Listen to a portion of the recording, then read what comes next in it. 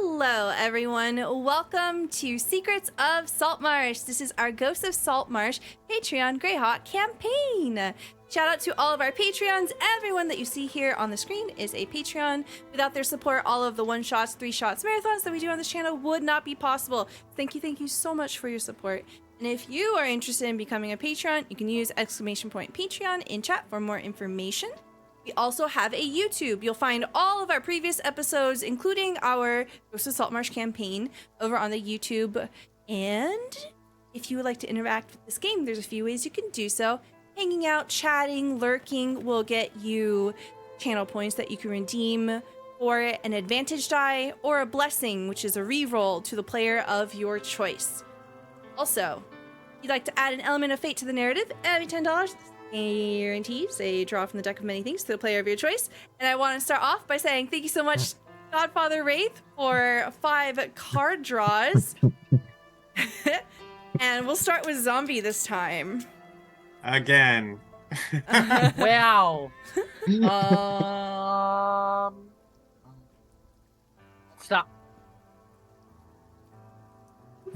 I accidentally picked up 2 cards. The second one was a good card, and the one that you actually got was a bad card. That's fun. That's great. John. Stop! Oh, that's a bad card. Tim. All right. I think, how about stop? Uh-oh. GeekDice. Can we please make it stop? Ooh, okay. And then Emma.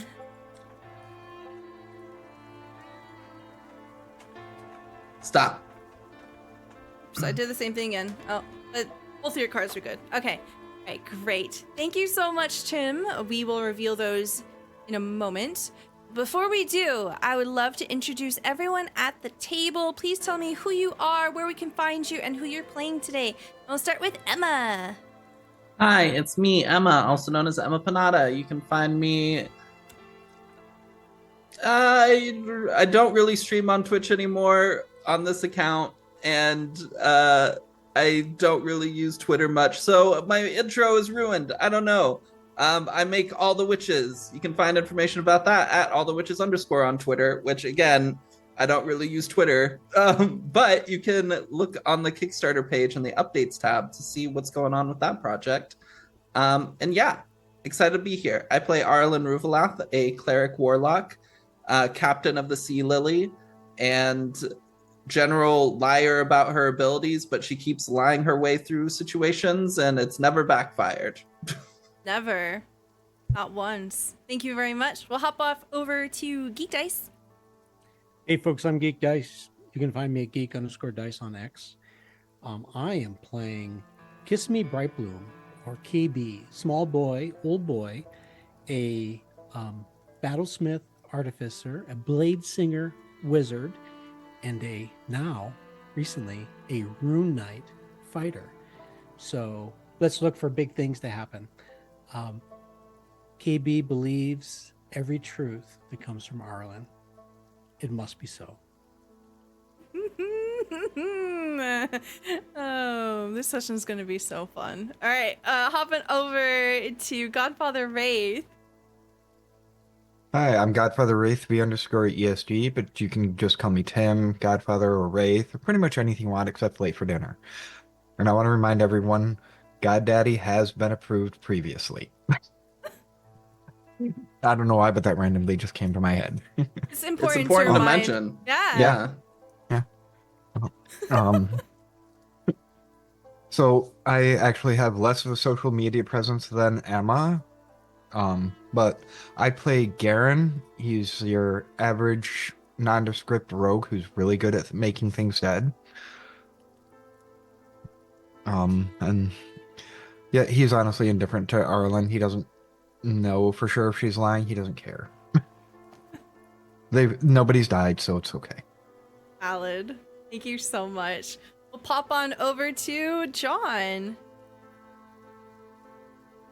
Hello, I'm John. I am known as Indicarus on the internet. I'm in most social media that you might have heard of, maybe some that you haven't, as Indicarus. And you can find me there often making vegan food posts or talking about causes that I like, or sometimes talking about games and stuff. But here I play Pole of Ammonfort, and Pole of Ammonfort is a former street waif. He's become an adventurer thanks to these other people around him, and he's gained a lot of confidence and made a lot of friends. He keeps making friends even when there aren't any humans or elves or other people like that around. He makes friends with lobsters and fairies and whatever happens to be swarms of rats, whatever happens to be at hand. He'll try and make a new friend. And That's I, his kind of claim to fame. I honestly think Pole is more likely to make friends with like non-humanoids, like animals, than others. That's true. We can relate to them better. Excellent. Thank you very much. And then we have Zombie. Hello, I'm Jacob. I'm Zombie. I'm Z. What are your names to call me? I'm the lore keeper and Captain Z of the I screwed that all up. Captain Z of the good ship Clip. I probably do too many clips. So that's your own discretion. Today I play Finn Carson, who's a ranger researcher who's trying to figure out what's all going on about this. I think I've stopped, and I think us as a crew stopped the zombie problem. Will I be right? I don't know, because we plugged up a hole with a bunch of crystals that were crowning out of it, I guess. I don't know how else to put it. It's pretty weird. So now we're back on a ship, and we're going back to Uaskarin, I believe. Where we're going. Uskarin, because we got unfinished business, including myself, who didn't quite deliver a thing with an eyeball in it. So we're going to figure out how that's going to affect me and the whole party, and I'm terribly sorry. You can find me on Twitter at ZombieFighter89. If you go there, there's a pinned tweet with a Google Doc sheet of all of the different works I have done over the years, including different highlights I've done for Stella, Monty Hall, stuff like that. Different Twitch clips, I should say, from Stella Luna's channel, from Bad House RPG, and from Table Story. I've done a couple clips from them as well. And then, of course, all of the different promo videos that I've done for this game, Saltmarsh, and the other game that I'm a part of, the Strixhaven game. I've done one or two for that as well. So yeah. I mean, About all- Humblewood. What'd I say? You said Strixhaven. Well, I've got from our old community game. I've got that in my file too. So yeah, from Humblewood, where I play a wonderful wolf boy named Leon Breeze. He's fun. You should come watch him kick everyone's ass. Yeah. But today I'm playing Finn, and he's also fun and awesome.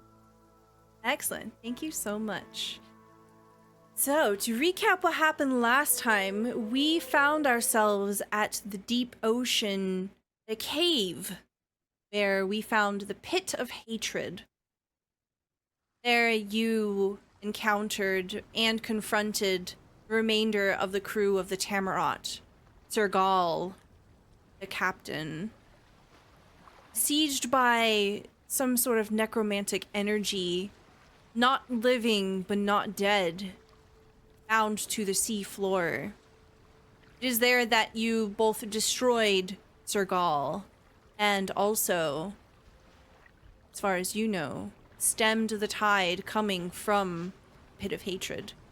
Those unusual crystals, almost a deep violet in color, growing in clusters around this portal, this gateway to another place. It was so small, only an inch in diameter at most, almost a harmless amount, but it was enough to fuel this undead army that you managed to cut through.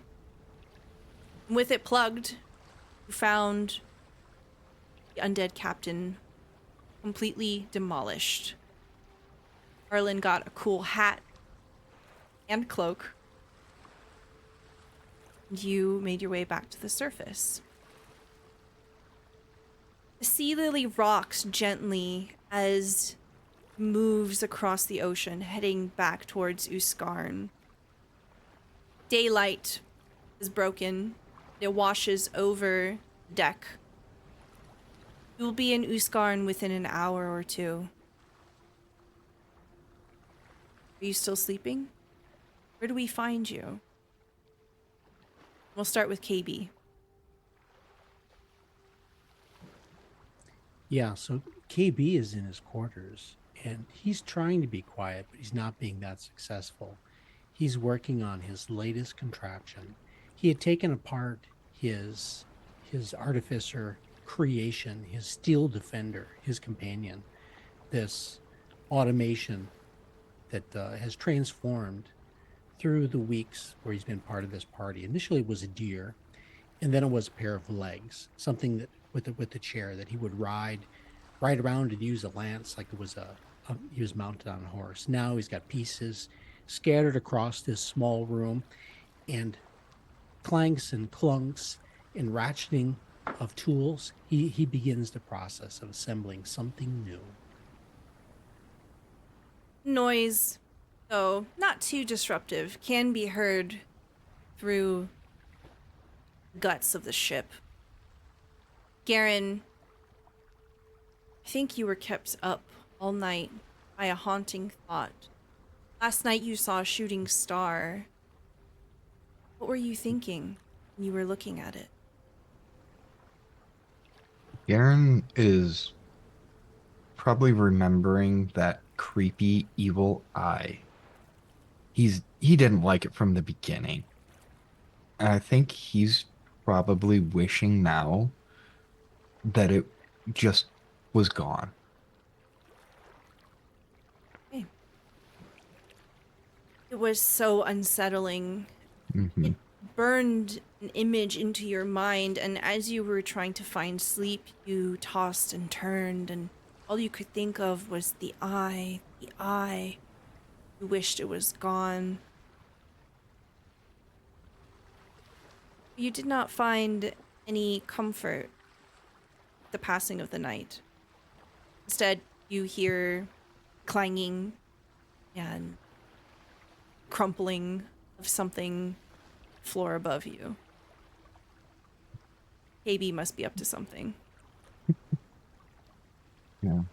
Garen usually doesn't struggle with that, but tonight he is.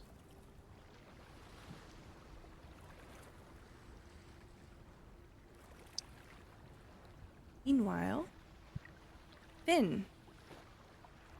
You can also hear the clanging, the clicking, the crunching of things coming from the direction of KayBee's quarters.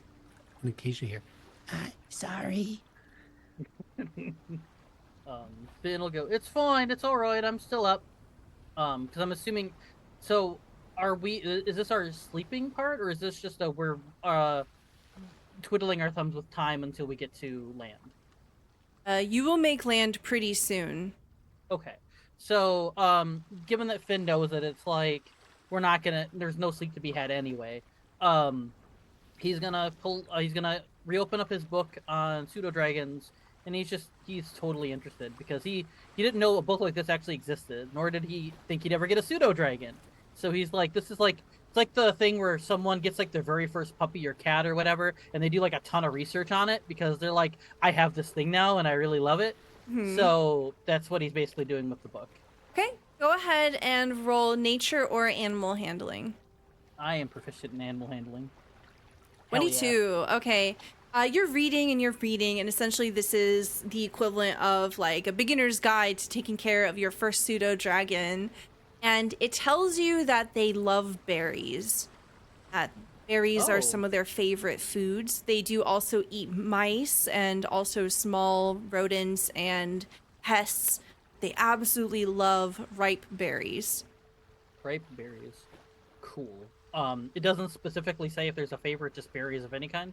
It says it depends on the color of pseudo-dragon, and different regions of pseudo-dragons might have different preferences. And with What a 22, is your preference, buddy? you look at Bims, and Bims just sort of just roars a tiny, mighty sound at you and curls up on your shoulders, and looks like they're reading with you, but you know that he can't read. Yeah. Not yet.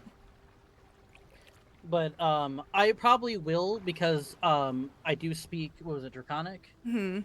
Yeah, Draconic. I do speak Draconic. So, in as I'm reading this, I will speak out to Bims and I'll say, oh, we're gonna get you some yummy berries the second we land. I'm gonna get you something because I know you've been stuck on here, and I want you to have a little treat as good behavior.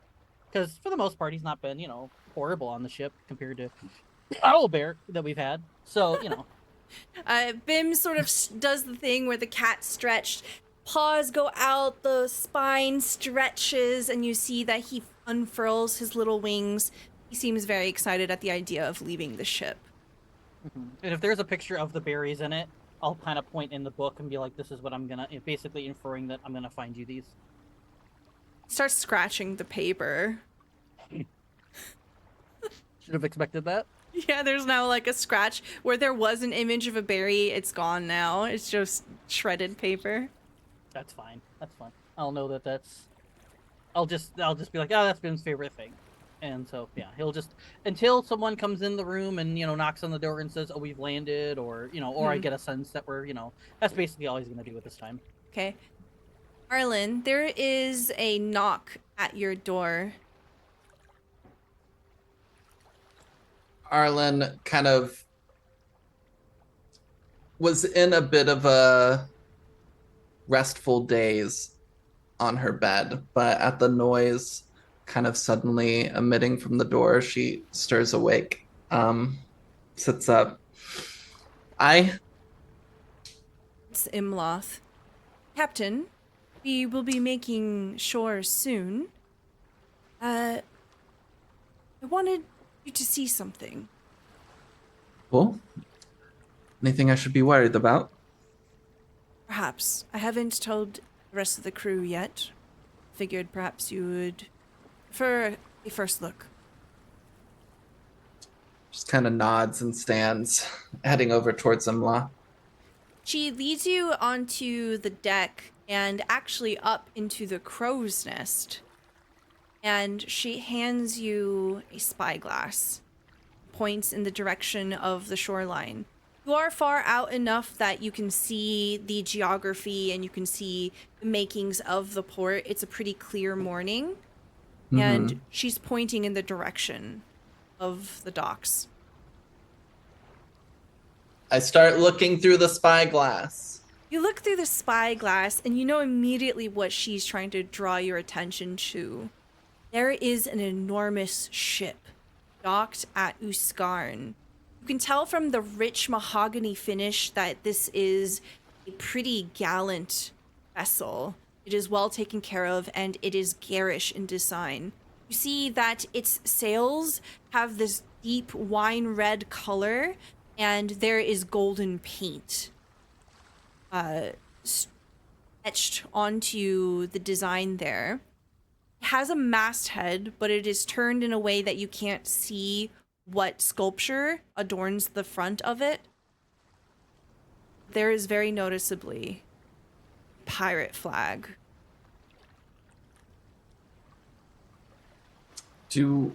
Are there flags for the different pirate lords, or is it like all one unified flag? There are different flags. Let's see what you know of it. Let's get a history check from you. Oakley dokley. Okay. That is a 23. 23. You are able to identify this flag as one of the Sea Princes. The design is something like a skull with an open mouth, and it looks like there's spikes coming out of the eyes, but it is kind of rudimentary and it is moving, so it's hard to see further details. You don't recognize who this belongs to, but you know this is a Sea Prince. All right. Close up the spyglass. Let's go ahead and gather the crew, just so that everybody knows what we're going into when we arrive in port. Very good. Would you like me to tell the crew to bring the ship into the bay. Just to remind you, last time, do not alert them of our presence. We stayed out in the ocean, and you took a rowboat to Uskarn for anonymity. What do you prefer, Captain? Let's stop the ship for now, and we'll make the decision as the crew and figure it out from there. Very good. She climbs down and she begins to shout orders, and the rest of you hear knocks on your door. Cole, you are in the room with Tully, and Tully is essentially just like sleeping on your belly, using your belly like a pillow. He's just snoring away. Yeah, I imagine Paul has been passed out. I think he went a whole night without sleep and then just zonked on board. There's a knock and... Sorry, go ahead. But yeah, if he hears the knock on the door, he will hop up and knock Tully off and, jump to his feet and start running for the door and then go grab his clothes and sort of panic a little bit. As you get up and ready yourself, Tully basically like scoots over to where you were sleeping and just pulls your blankets all around him, and he occupies your previous space. You see Paul sort of stumbling out, pulling on their clothes, and you are all summoned to the deck.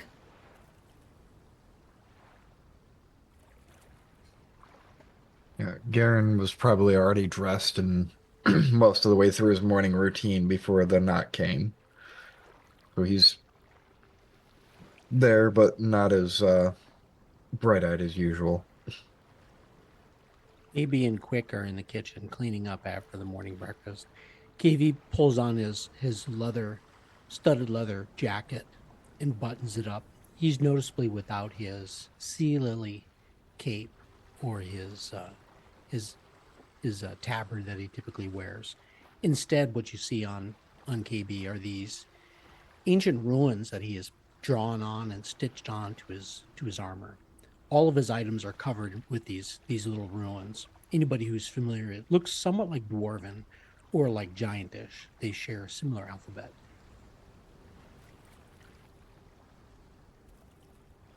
I think you all come up seeing Arlen standing kind of like in the back half of the ships on some of the stairs leading up to the little steering wheel mast. Is that the word? I don't know. Anybody know? You're good. Okay, No. the steering wheel of the ship. Yeah. Arlen kind of just looks out towards all of you and proclaims, all right, so we have a little bit of a situation as we're coming into port.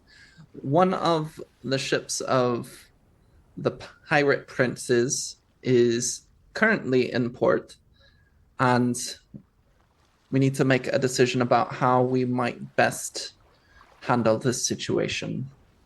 Last time we left the ship out in the sea and took one of the rowboats out.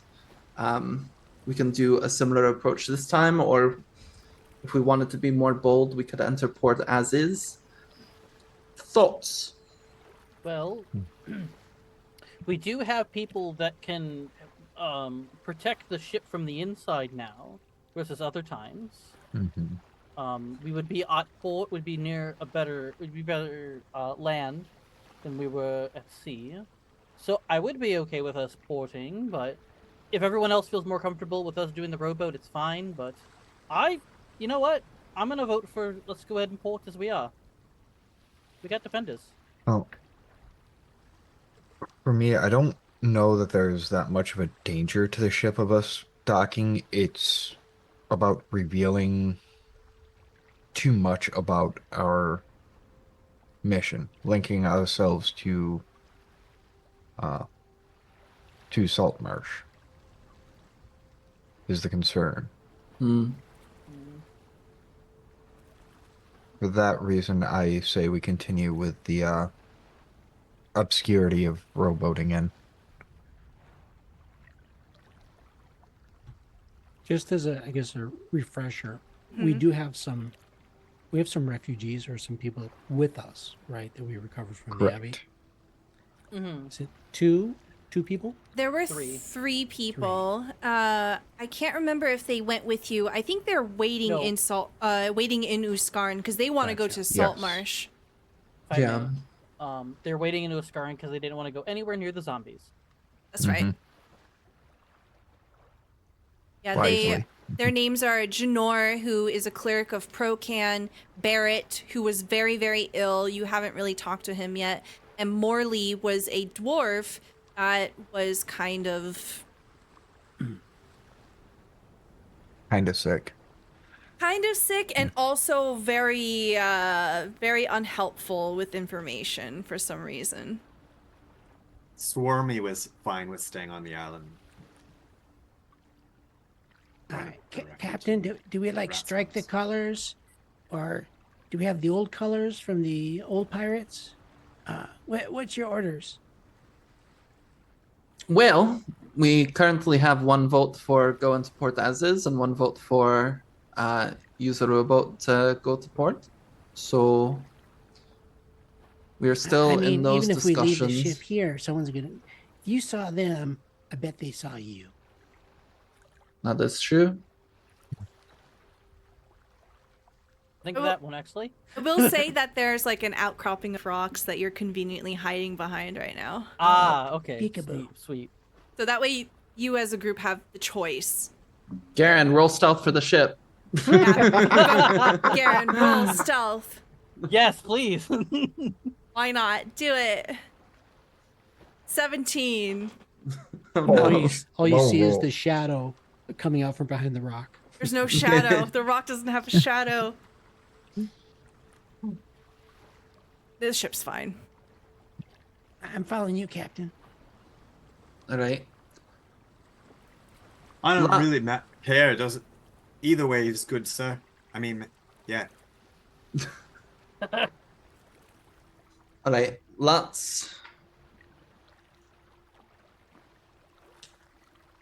Let's go in as is, Okay. and we should be able to handle any questioning that happens or any such easily enough.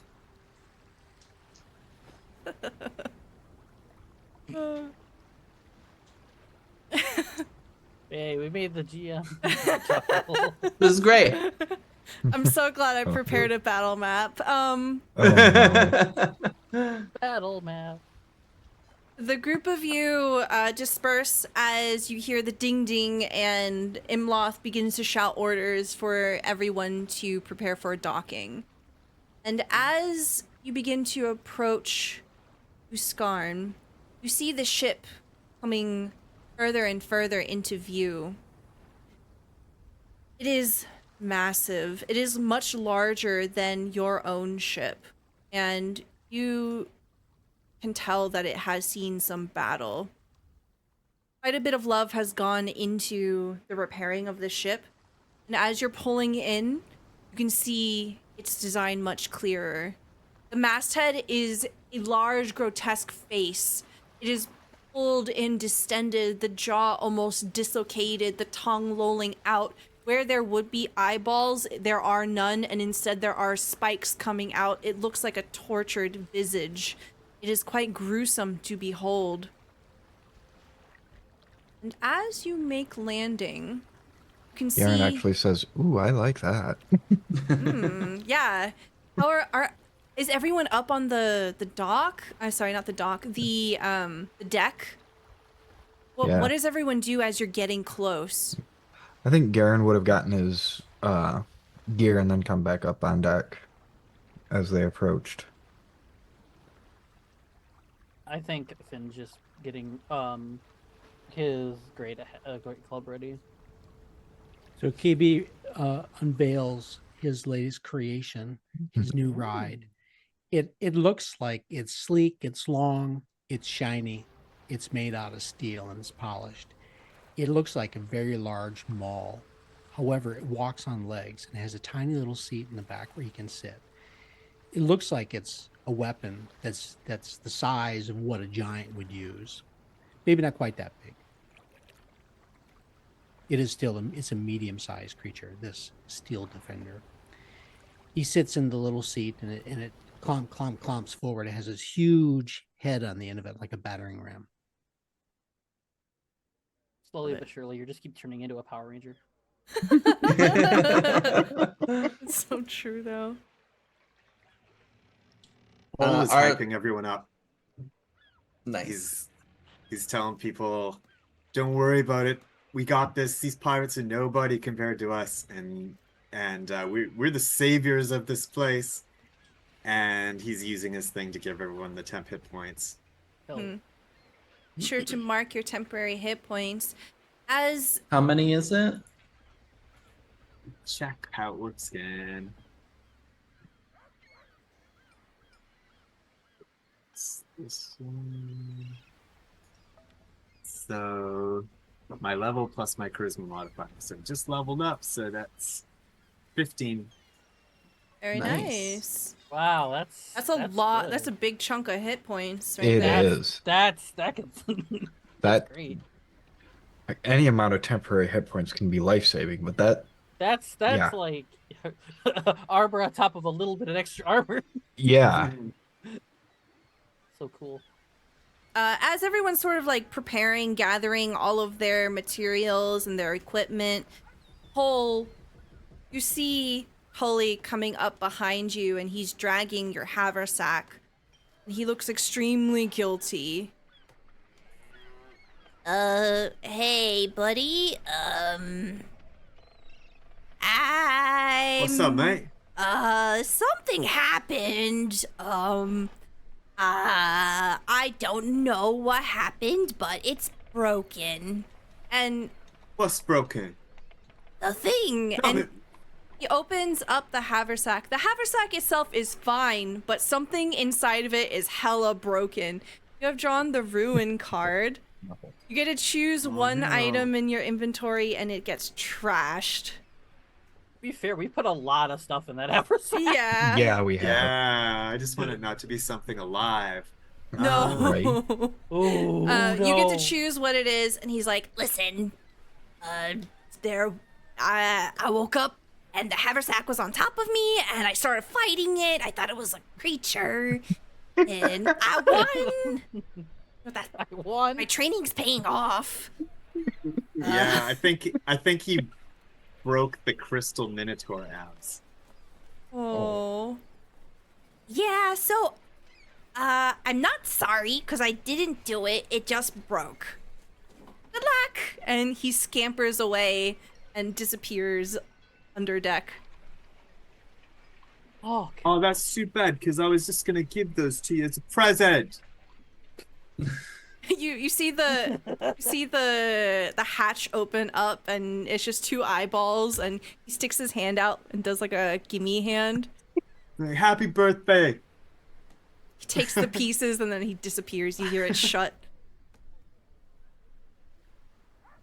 Wrecking my stuff. Man. You see, looking over the edge of the ship here as you pull up, it sidles right up to the other ship. And you can see in a delicate golden filigree on the side, the ship's name, the Misery. And down on the dock, you can see someone that is indisputably the captain. A strong, broad-shouldered woman with silvery hair curled and pulled back from her face. She wears an enormous brimmed hat with a crimson feather flouncing out behind it. She wears an enormous jacket that has seen a number of patches and holes, but she carries with her an air of grand authority. Her fingers are completely covered with various rings. Her neck is heavily crowned with many, many necklaces, and she's wearing many bracelets. She is currently in conversation with another woman who is turned away from you. Someone with dark red hair. And as the ship begins to pull up, two of them look curiously towards the sea lily.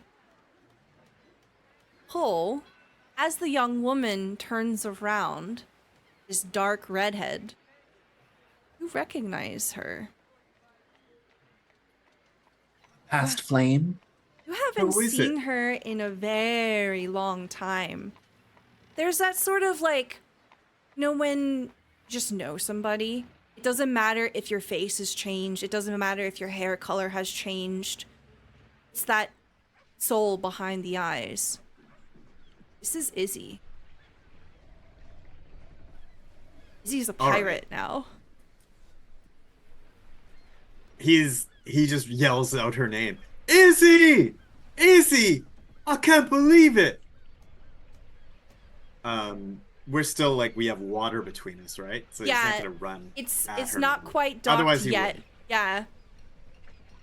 You shout out her name and immediately there's a flush to her face. She is beet red. Captain beside her looks very curious, lifting a brow, and they share some words. Izzy is just shaking her head. You can tell she's trying to look away from you. She's trying to ignore you now. Alright, so Paul will suddenly look crestfallen, like, oh shit.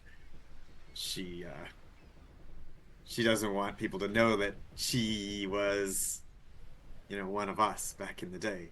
He gets it. He's gonna, like, turn around.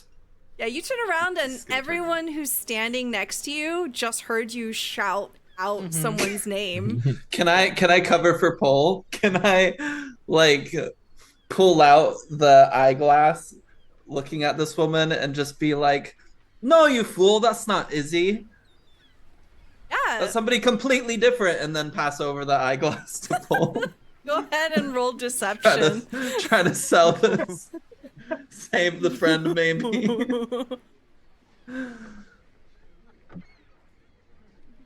15. Okay. What's her modifier? Probably plus 0. Ooh, okay. Never Whisper rolls. All right. You see the captain. Let's go. She rolled a 9.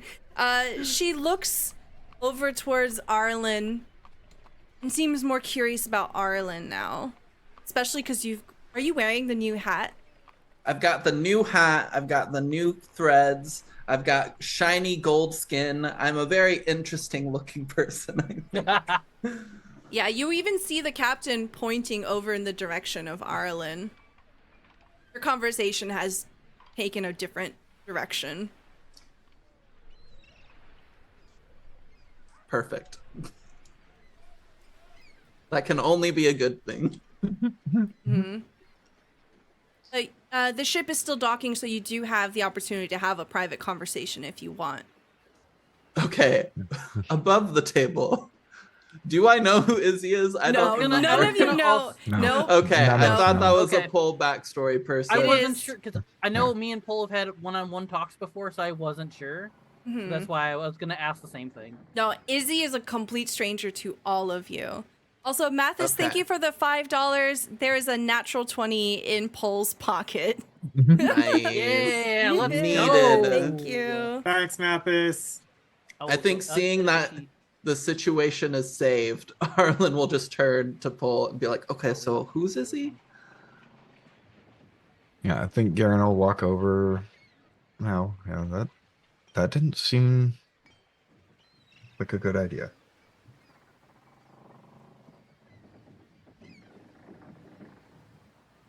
Yes. She's someone I knew, from Ammonfoot, from the bad old days, I guess. Is she hot? Well, here, take a look, KayBee. Just hand you the eyeglass. Yeah, so when you look through the eyeglass, and I think you mentioned you shared it with Pole as well. So you see someone who looks about the same age as Pole. You see that she has this sort of dark red hair, but it's pretty clear that it's been modified. It's been dyed. There's some sort of styling going on with it. Oh my God. Look at that tool belt. You can see that she does actually have a gold encrusted scimitar. The scabbard is gold. Gold embellishments. So she's actually finely dressed. And the way that she carries herself, she seems to have an air of authority around with her as well. And she is pointing at people and telling them what to do. Essentially, you see the crew is unloading stuff from their ship, from the dock, onto the dock. And you get the sense that maybe she might be the first mate. So she's quite young to be a first mate. Cole, you see Izzy. There's no denying that it's her. She looks quite well. You can tell that she's healthy, that she's strong, and she's dressed very finely. But she's in a very different position than the last time you saw her and the last story you heard about her. Yeah. Well, it's good that she's all right. It's sad that she doesn't want to acknowledge me, but maybe I'll talk to her when she's not in front of her captain, and it'll be possible. Judging by the looks of things, it's possible she's just maybe going by a different identity right now and doesn't want that cover blown. Yeah, it could be it. But Finn. I'm sure we'll find out more momentarily. Yeah, so the boat essentially anchors and your crew is starting to set up the ramp so that you can disembark. And as that is currently in motion, you can see a group of people beginning to move towards the ship. And Finn, you instantly recognize the person at the head of them to be the bailiff. Oh, fun! This is fantastic. It's the bailiff. I say all of that out loud, very sarcastic and loud. Is that the guy? That is the guy of the eyeball, yes. Looks like it's collecting time. Okay. The ramp is set up, and you see the bailiff come to a stop. He is flanked by 2 guards. He is waiting, looking expectantly at Finn. Nice to see that we've got a welcoming party after closing the... What was the hole called? This is a Stella question. Yes, Pit of Hatred. After closing the Pit of Hatred, thank you, everybody. I assume celebrations will be happening at the tavern. Are you calling out this towards the bailiff? Yes. Okay. Yes. He Arlen looks is pretending pissed. she has no idea Uh-huh. anything about this business. Uh-huh. Bailiff begins to gesture Finn to disembark. I think Arlen will put up her hand to stop Finn from disembarking and going and talking to this person. I mean, If that's okay. No, that's fine. Finn's fine. Player, character, everything's fine. Finn will look as soon as you put the hand up and stop him. Finn will go, "This is gonna end in a fight anyway." You might be able to throw some suspicion on him instead. No one else saw you make this agreement with him, right? He had some guards. I was gonna say, ask. Yeah, there were golds there, so the guards would be able to back up him saying he did the thing for me. But other than that, no other civilian was around to say anything or know of anything. All right. Well, let's play around. See what we can do. Okay. Okay. You are free to move yourselves on the map. You have disembarked from the Sea Lily, and you are now on the wooden dock. You see that the captain and her first mate, potentially Izzy, they lean back against the shed, and they're just watching. You see the captain is very curious. Her eyes are glittering as she's looking at the crew of you approaching. She looks entertained. Okay, so her and Izzy, are they the ones on the left? Yes. Okay. They're got just it. watching And then the right bailiff is up here. Yep, the bailiff is the one in the middle, flanked by 2 guards. One of them is wearing a green tunic. The other one's wearing a purple tunic. Got it. Perfect. Arlen will begin to walk past them towards the tavern. Okay. And Immediately, say, first round is on me. a hand goes up. One of the guards steps in the way. And the bailiff says, "Excuse me, we have unfinished business. I've been told that you failed to make your delivery." Oh, and what delivery was that? "An unmarked package. You are under arrest." Are you sure you want to try to do that? What package? What delivery? Fill me in on these details. We just got done solving a huge undead problem your entire region has been having for... How long has it been? And Arlen looks around.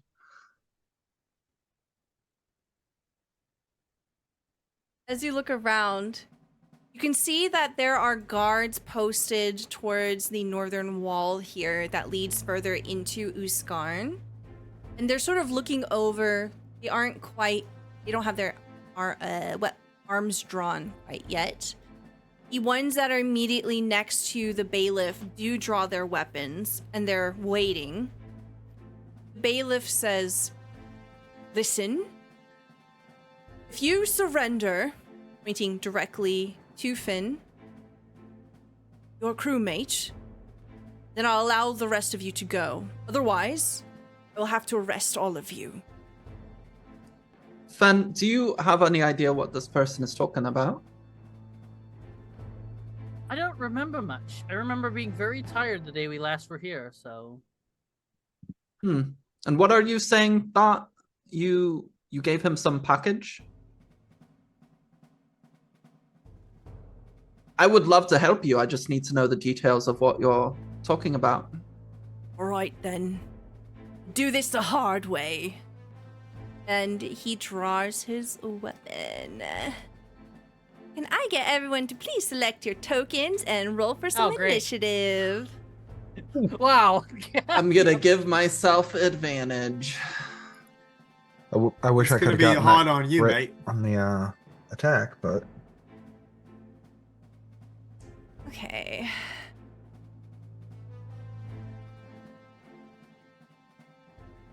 I have to make sure these don't whisper. I always default to whispering.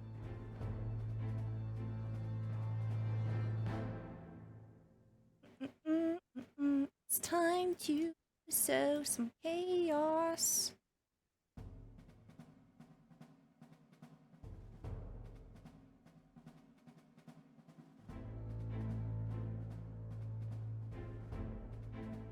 How I cause a problem when I'm going last. That's okay. Okay. You already did your bit. I did my bit. Did your bit. 1, 2, 3, 4, 5. Okay, fantastic. All right. The top of the turn order, Garen, it is your turn. You see that Alright. guards flanking the bailiff have drawn their weapons, and the ones further north towards the gates have also drawn their weapons. all right. So they're probably aware of Garen, so no sneak attack bonus, correct? Currently, yeah, if you wanted to move around the buildings and use it as cover, you can definitely do that. But they see you. Yeah. You know what? Yeah, I think Garen would do that. If he's not even... If he doesn't attack, he can probably even make it this far and still stealth. Yeah. Right?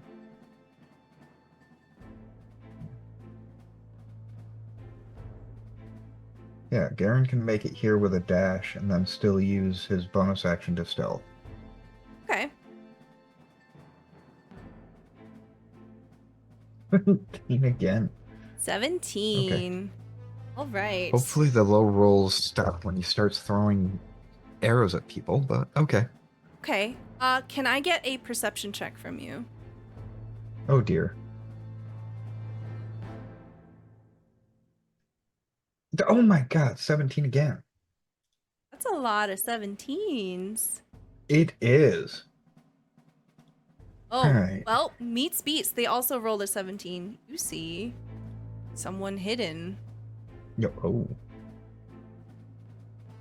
There's a hidden person up in the attic of this building, looking out. They don't seem to have noticed you. They're looking in the direction of the party. They have a bow and arrow. Oh, okay. Sorry, a crossbow.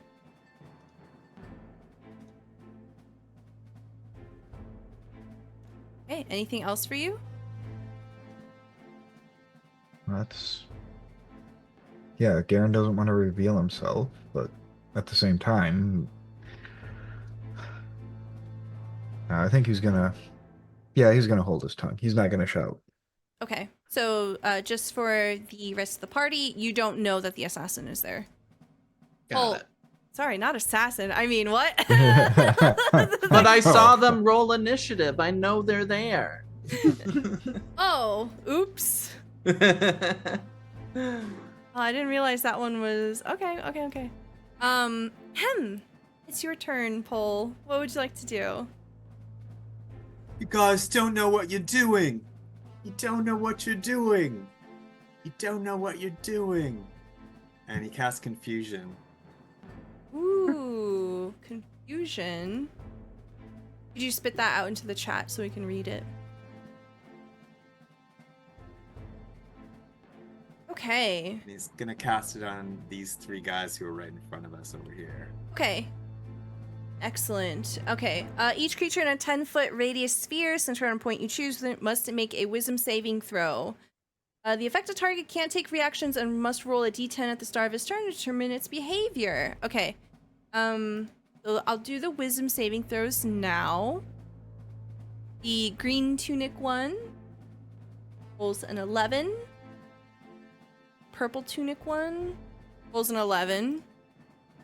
And the bailiff rolls a nat 20. There you go. He makes it.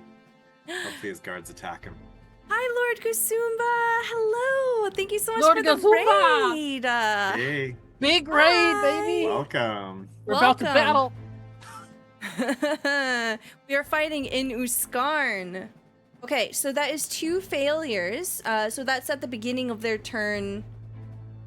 They roll a d10 to see what they do. So describe to me what this looks like as you cast a spell. Yeah, it just looks like as I swirl my hands, you see these swirling rainbow-colored spirals go out and into each of their eyes, and you see the 2 that failed their saves. Their eyes still swirl like that for a little while, and they don't know what they're doing. Yeah, you see them wobbly on their feet, very uncertain. Would you like to move at all? Yes. Pole is going to move right up into the bailiff's grove. Ooh, excellent. Okay. Anything else for your turn? That's it. Okay. Arlen, it is your turn. You can see that the 2 guards are very disoriented. Yeah. I think Arlen is gonna step forward towards the bailiff, call out again, just generally to everybody around. I would like to say this is a really bad idea on this bailiff's part, as well as everybody else who's joining in. We just killed a bunch of undead that you've been having trouble with for a long time, and now your bailiff is accusing us of some misplaced package that they lost, and is trying to pin this on us. Bad idea.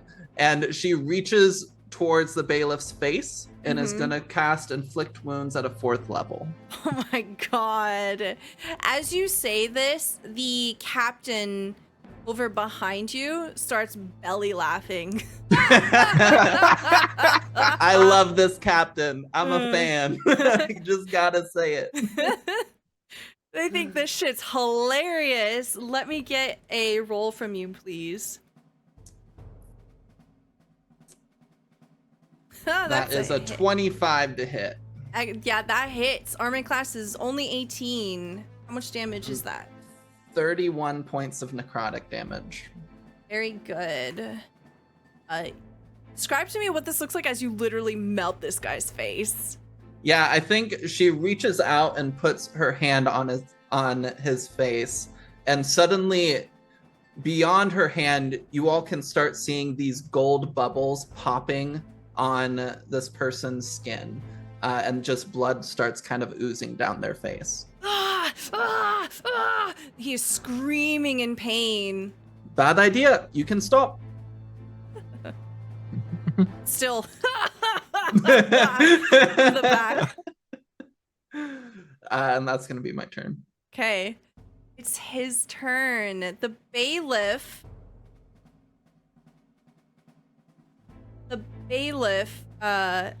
Will suddenly lift up his sword. He's going to cast leadership.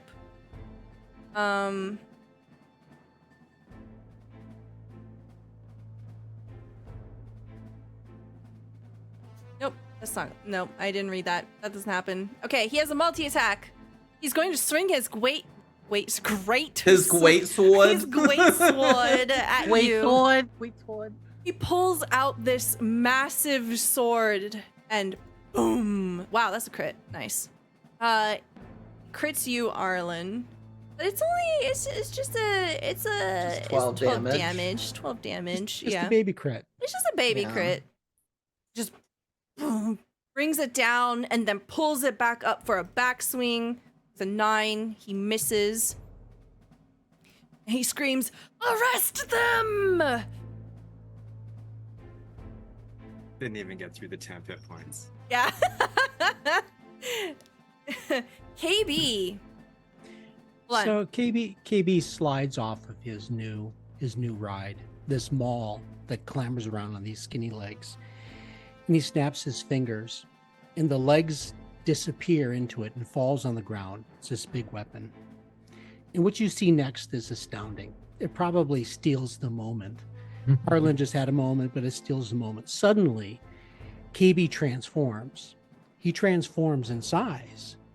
Suddenly, he goes from being a small 2'9" guy to being 10 feet tall. And then he continues growing, and now he's 20 feet tall, and he occupies 9 squares, 3 by 3. KayBee is now Go Power Rangers! I know. KayBee is now a rune knight. His first Holy shit. his first effort here is he utilizes his new feature called Giant's Might. It transforms him into a large creature. And then that was his bonus action. Then as an action, he casts the Enlarge spell to increase himself even larger. He is now a huge sized creature. You can steal the scene. That's all good. I'm happy with it. As he does this, he says, you probably should have leave my friends alone, as he towers over everybody. He has this maul that normally would be too large for him to carry. He swings it around as a dainty light weapon in his hand. And of course, he crowds in real close, threatening to to all the enemies here in front of him. But that's his turn. Holy shit. Okay. Yeah, I think Told you to wait Arlen for turns and says, something "Oh big." shit!" Wow. Okay. It is now the guards' turns. So we'll start with the ones closest to you. They roll a d10. The green one rolls a 3. On the confusion table, 3 doesn't move or take actions this turn. You see, this one is very confused, and they just sort of like cup their face, and they're just squinting up at KayBee, just staring at KayBee like, What the fuck just happened? The purple one rolls a 1 and will move in a random, just start sprinting in a random direction. 1. Okay, literally uses their whole action to just just runs away. Okay. The ones over by the north will sprint forward 5, 10, 15, 20, 25, 30, 35, 40, 45, 50. One there. 25, 30, 35, 40, 45, 50, 55, 60. That will be their turns. Something happens. What happens? Secret. And it's your turn. Before I take my turn, I just want to point out how horrible it must be to not only be confused, but then while you're confused, seeing someone go from like KayBee size to a giant. Yeah. I want to throw that out there too. Okay, so what am I gonna do? Actually, can I sit between these two like that?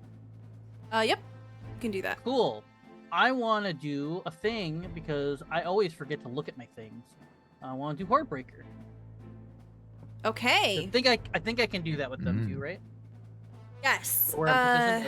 On each of your turns, you can make a weapon attack. You can make another attack with the same weapon on a different creature. Okay, yeah. So you have to determine which one you're going to attack first. The bailiff. Okay. I'm gonna attack first. Go ahead and attack. Go back up the screen. There we go. Okay. 12 is a miss. Okay. However, you do have an extra attack. Okay.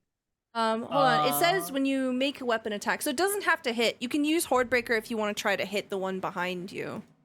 Yeah, that's what I was gonna do. As I missed the other one, I was gonna just keep the momentum and swing around to see if maybe I can get the other one off the momentum. Yep. Okay, so a 9 is a miss on that one, but you do have an extra attack that you can do, but you can't do Hordebreaker again because you can only do it one time. Okay, is that per turn or per battle? Per turn. Okay. So you can do it next turn. Yeah. Okay, just want to be clear on that. For this next attack, who do you want to attack? I'm gonna try the bailiff again because he's the one who's accusing and whatever. Okay. Ooh, 18 is a hit. Yeah. Yay. Crunch. You do 6 damage. Oh, you hit him in the back of the head. Mm-hmm. I'd like to imagine it's like I'm trying to swing around and hit the bailiff, and the bailiff ducks, and he kind of like laughs at me as he ducks. I try to hit the other one. The other one's just so confused that I just happen to miss it as it's like dazing around. Yeah, like you swing it, and he's like trying to catch it. It's like, oh. Yeah, he doesn't catch it, and then it comes right around to the back of his head. Bonk. Bonk. All right. Anything else for you? You know what? Why not? On the bailiff, I'm gonna put Hunter's Mark as my bonus action. Okay. Throw glitter in his face. Purple glitter in his face. Very good. All right. Next, something happens. What happens? Can I get a perception check from KayBee?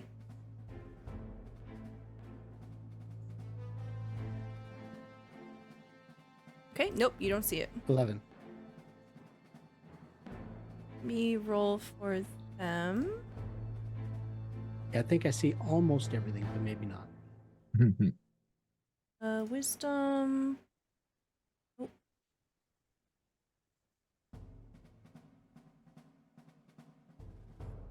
Okay.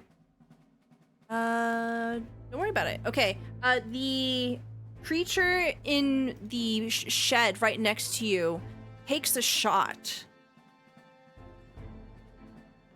at KayBee because you're the biggest one. Yep, bring it. All right.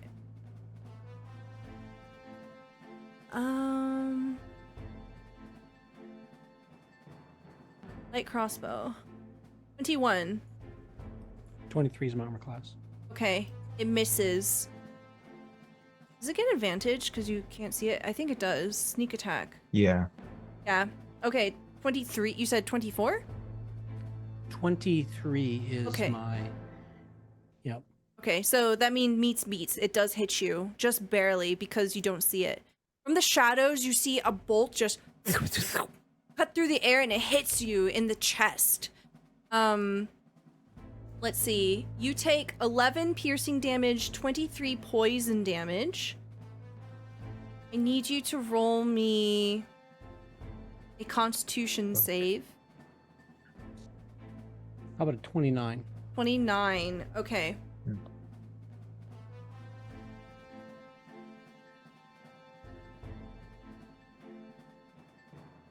You So only that take was- half damage from the poison then.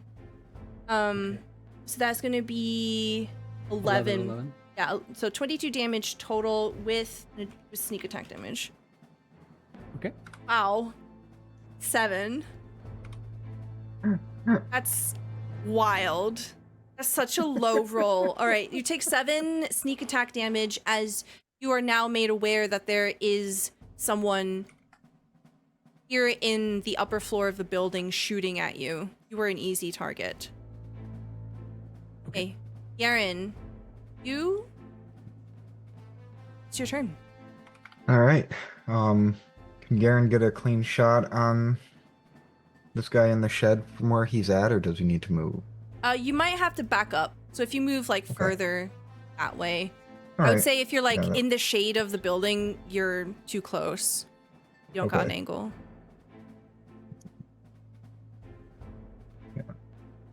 Garen Yeah, will that's step perfect. back to here, take a shot, and he does have sneak attack. You do. So this is advantage. Mm-hmm. 18 hit. Let's see. 18 is a hit. All right. And for him, if it hits, it crits. Okay. It'll double all that. So it'll be 22 plus 18. That's 30 damage. No. No. Actually, because of Piercer, I'm going to re-roll one of those ones. Okay. There was a lot of them. And because it's a crit, he gets an extra dice 6. So, Oh no, you Got a rolled a 1. 1. Yeah. okay, fine. Okay. So, 3 additional damage. Okay. So that's 33 damage. Your arrow cuts through and slams into the back of this assassin. Ugh! And they look Right. over towards you. They are now aware of where you are. Yeah. But Garen is going to then step back around this one and stealth again. Okay. 30 this time. Wow, That's nice. Cole, it is your turn.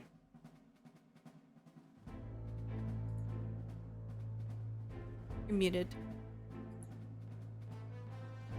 Paul's going to assist Arlen's attack on this guy.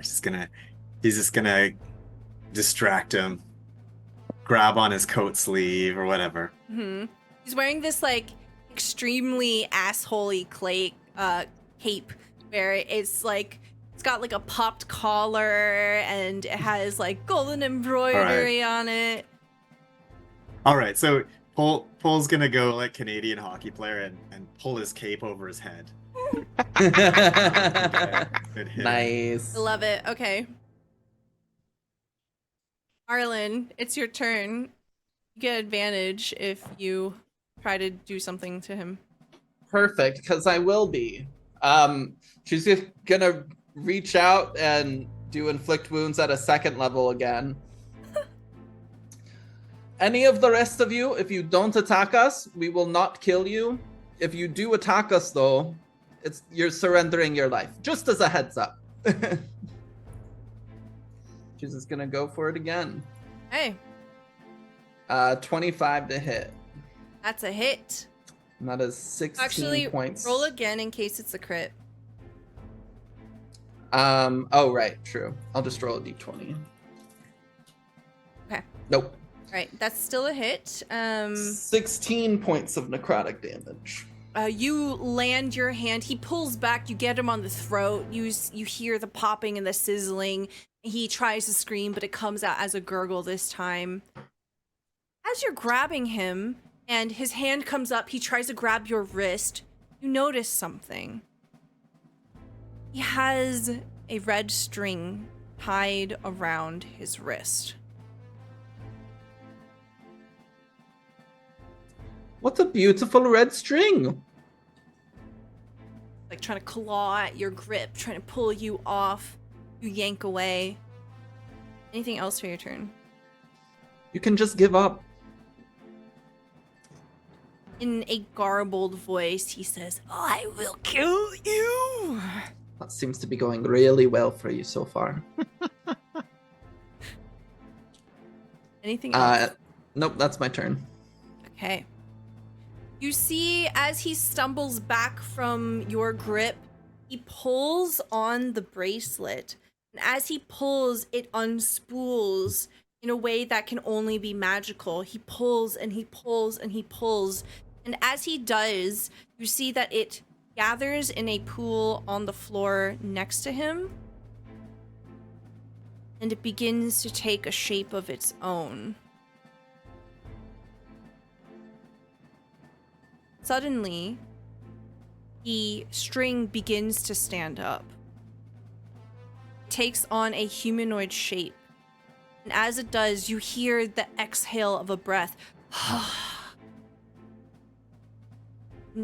Something entirely unhuman forms before your eyes. That'll be his turn. KayBee. Giant smash. Oh, sorry. As I unleash. KayBee, at the top of your turn, you see the unspooling of this creature, the creation of this creature, and you have drawn the skull card, which makes this encounter harder. You see in an impossible way, string whirls on itself, and it begins to grow.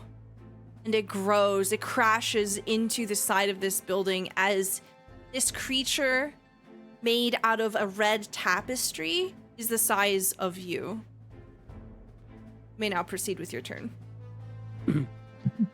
Giant smash.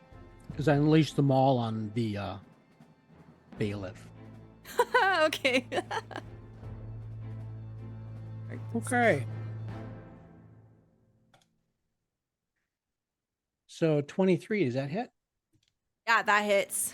Okay, and I get an extra die 6 for one of the attacks with Giant's Might, which is class feature.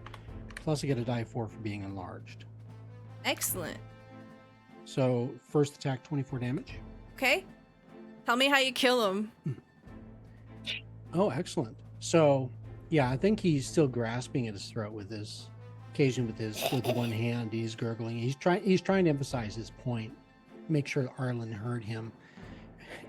And maybe he's glancing up at this thing coming down him, maybe not, but there's suddenly his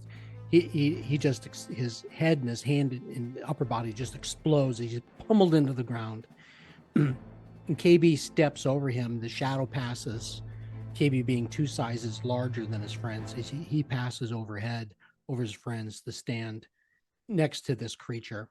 I don't know, maybe he's right there. Okay. I will need... I will say that this movement will incur an attack of opportunity from this creature here. Okay. This one's confused, so I don't think that's fair. Are you okay with that? Oh, yeah. Okay. So they swing their longsword at you. 7, that's a miss. Huh? What? Yeah, they're like... "Ah." KayBee's second attack is he's going to hit you this. technically can't occupy the same space as another... I'm 2 sizes larger, though. Okay. Roll me athletics here. It's Okay. 9. I use one of the charges on my empowered armor to give myself an advantage. Okay. 17. Okay. This person gets pushed out of your square. Sweet. Second attack with the maul is on the red tapestry being. Okay. 14. Is that 14 is a hit. it? Alrighty. So I don't get the die 6 again, but I do get another. I get die 4. So that would be 19 damage. Okay. Is the maul magical? Yes. Okay. 19 damage. As you swing your maul, it almost seems as if there's some supernatural resistance. Though if you hit an actual tapestry with this maul, it would just send it flying. You find some sort of unnatural sturdiness and it resists. You bounce off of it almost as if this creature were whole and it had a corporeal shape and size. With my offhand, I use my short sword. Okay. Is your short sword like a toothpick? No, everything that I'm wearing gets enlarged. with Okay. All right, 21 hits. it. Okay, so 11 points plus 4 is 15 points for Okay. the short sword. Okay. And then I'm going to use a class feature Okay. called Action Surge. Nice. And then I do it again. And then I make an attack action, which is 2 attacks with my primary weapon. Maul, 2 times. First time. 15. That's a I think hit. that hits. Yep. Armor class 14. For 14 points total damage. And Okay. last attack. Ooh. Not quite a crit. Just shy. For 18 more points of damage. Okay. Very good. So how's this guy looking? You clobber into this and you can see it's swaying with each hit, but it seems pretty sturdy. It's still holding quite strong. 42 points.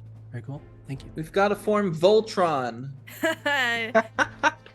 All right. I just want to say thank you so much for the raid, Kendo. Welcome on in, everybody. Hello. Kendo, Thank you. hello. Hi, Kendo. Pipe. All right. It is now. Oh, I'm so sorry. I should have rolled for should have rolled the wisdom saves for the confusion spell at the end of their turns. So this is gonna be for the green one. Nope, still confused. And the other one. Nope, still confused. That's a 2 and a 9. Okay. So the green one rolls a 1d10. Rolls a 5. So it will continue just staring up at KayBee. Like, oh, wow. All right, 1d10 for the other one. 7. 7 will make it randomly swing. You see the one that has run towards the gate pull out their sword is already pulled out. They just begin to swing at nothing in the air, completely confused with what's going on. This one here with the red tunic will step forward and try to hit Finn. Multi-attack. 13. Nope. 24. Yep. Take 5 slashing damage as they swing, you dodge out of the way, the backswing comes back and it nicks you in the side. Oh no, it hurts. Only if I had temporary hit points. This one here with the blue tunic will try to swing at you, KayBee. 16. And that one. You both miss. Nope. They swing wildly at you, but you can tell that they are afraid of getting stepped on. Don't quite commit to their movements. Okay. It is now this creature's turn. You see the tapestry raise up its hand, and as it does, you hear a clicking sound. Click, click, click, click, click, click, click, click, click. And as it reaches a climax, all of a sudden, whoosh, it is suddenly nighttime.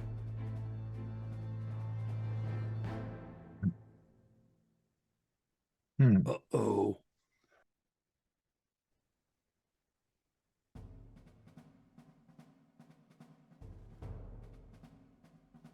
Then for their bonus action, they're going to Misty Step over here. That is their turn. Finn, it is now your turn.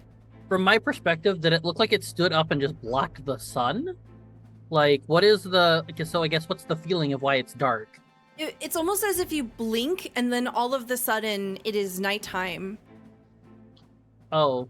It reminds you a lot of what happened with I was about to make that Garen's- joke. Yeah. Yeah. Garen, stop using your glove! He'll say out loud. And he'll go and... Could I... Oh, I could use that again. Wait. Would I have to move a square to use it? To use Like what? over to the Horde Breaker. It Like right depends there, on would that who be you good? want to hit. I was trying to hit both green and red. Oh yeah, you could do it from here too if you want, but you can move if Okay. you want. I'm already there. I'll just stay there. It's fine. Okay. Yep. And then I will do the great clubs. Okay. Sorry, which one are you trying to hit first? Oh, we'll go red. Okay. 14 is a miss. Okay. Then And you then want I'll- to do Horde Breaker? Yep. Swing it Okay, so around on to green. Yep.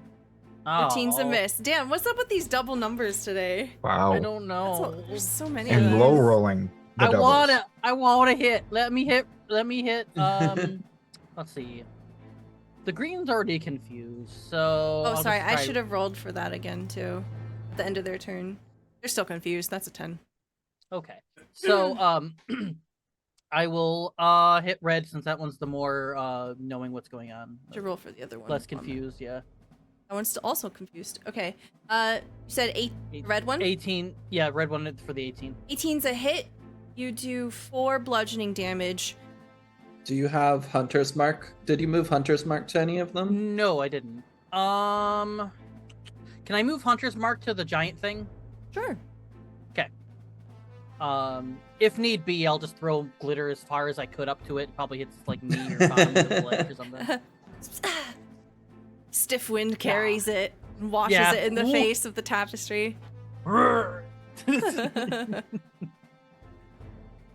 And I think that is all I can do.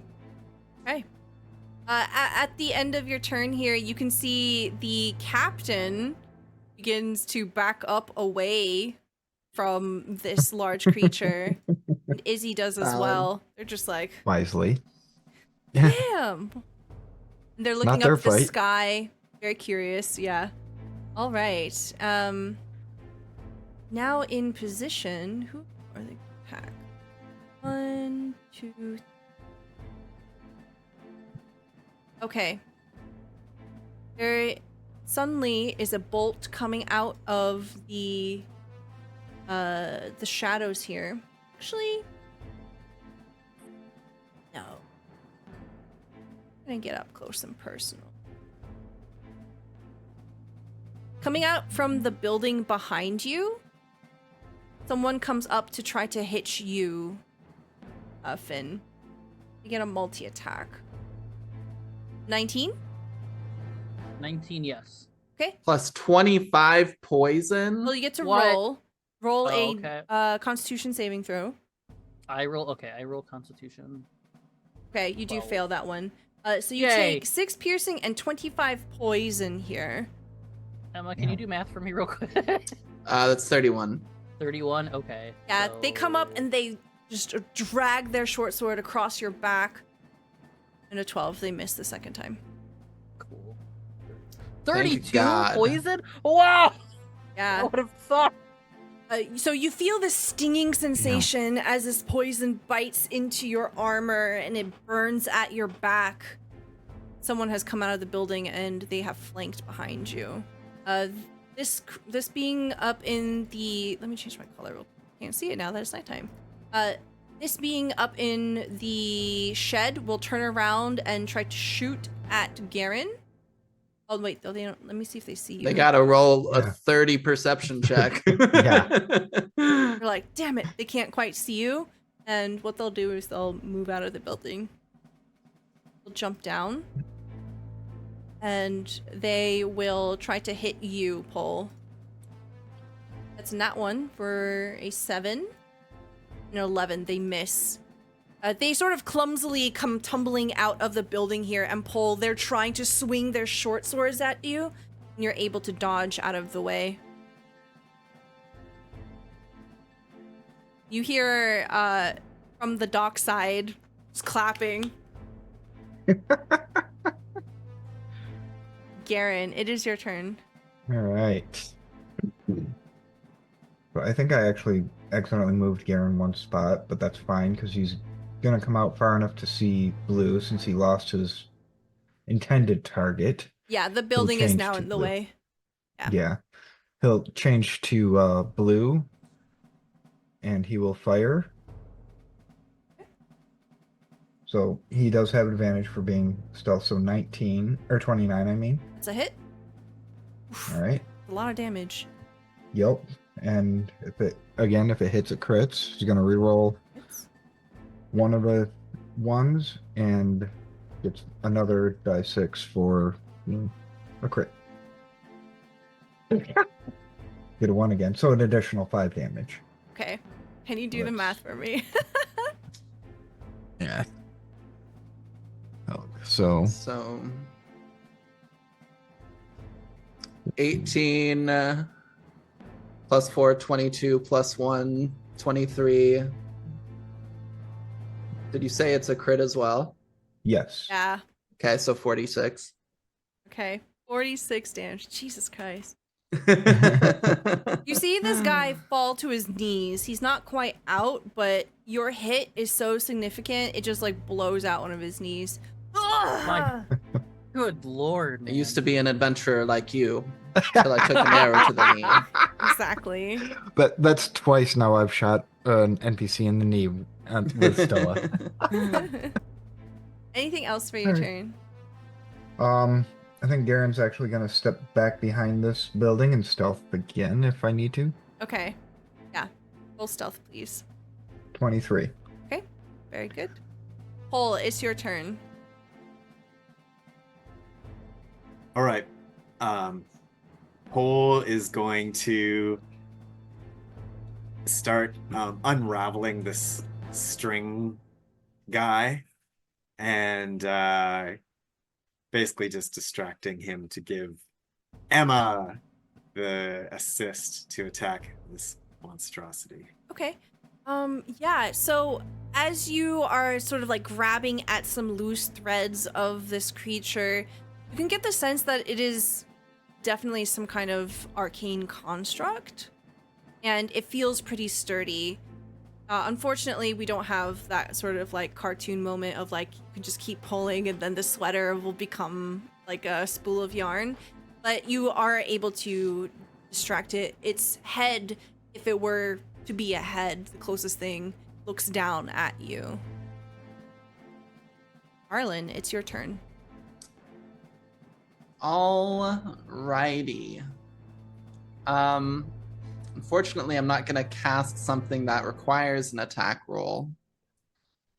I'm going to cast Moonbeam on this little shadowy guy. So, from the darkness and the night that this creature has created, suddenly this bright beam of light shines down from the sky on top of it. And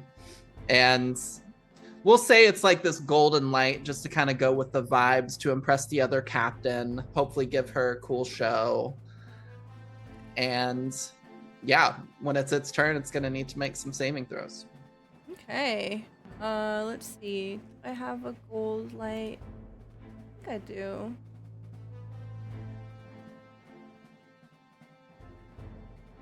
Also, is this a shape changer of any kind? It is not a shape changer. Okay.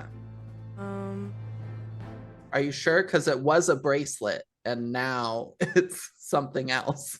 I can promise you it's not a shape changer, but thank you. Dang. How Where big is string? It's 5 foot radius, so 10 feet by 10 feet. that? Perfect. Just throw that right on top of them. Yeah. Yeah. Okay. All right. This Oh, it guy's has a dead. sun hat. KayBee, it's your turn. Then you better move. as As I say that, suddenly my size shrinks from huge down to large. I'm now 2x2. If you would change that, that is a result of me changing spells. I dropped my concentration on the enlarged spell, and now I'm going to cast a spell on my friends. I'm afraid for their saving throws, so I cast a a bless spell as an action. And I'm going to bless Finn and Arlen and Pole. What does this look like? So, yeah, I think when KayBee cast the bless spell, what you see is a stream of firelights that leave his palm, and they kind of swarm out to those people who are enhanced by this, given this blessing. So the blessing of the Fae is on my friends as these fireflies, they just slowly buzz around them, not getting in their way. Okay. Excellent. So as a reminder, that is affecting Finn, Arlen, and Pole. Yep. And that gives you a plus die 4 for attack rolls and saving throws. Okay. Anything else for your turn? Yeah. I'm going to use a bonus action to Misty Step and come over here.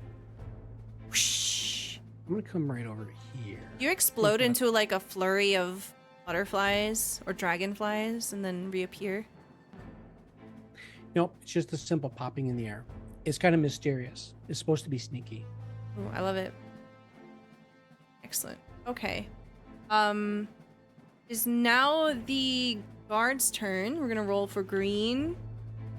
A 3. I scroll so far up. 3 is. They sort of like turn their head just to follow and watch KayBee. This confusion spell has really done a lot of work. They end their turn by doing literally nothing. The other confused one rolls a 1.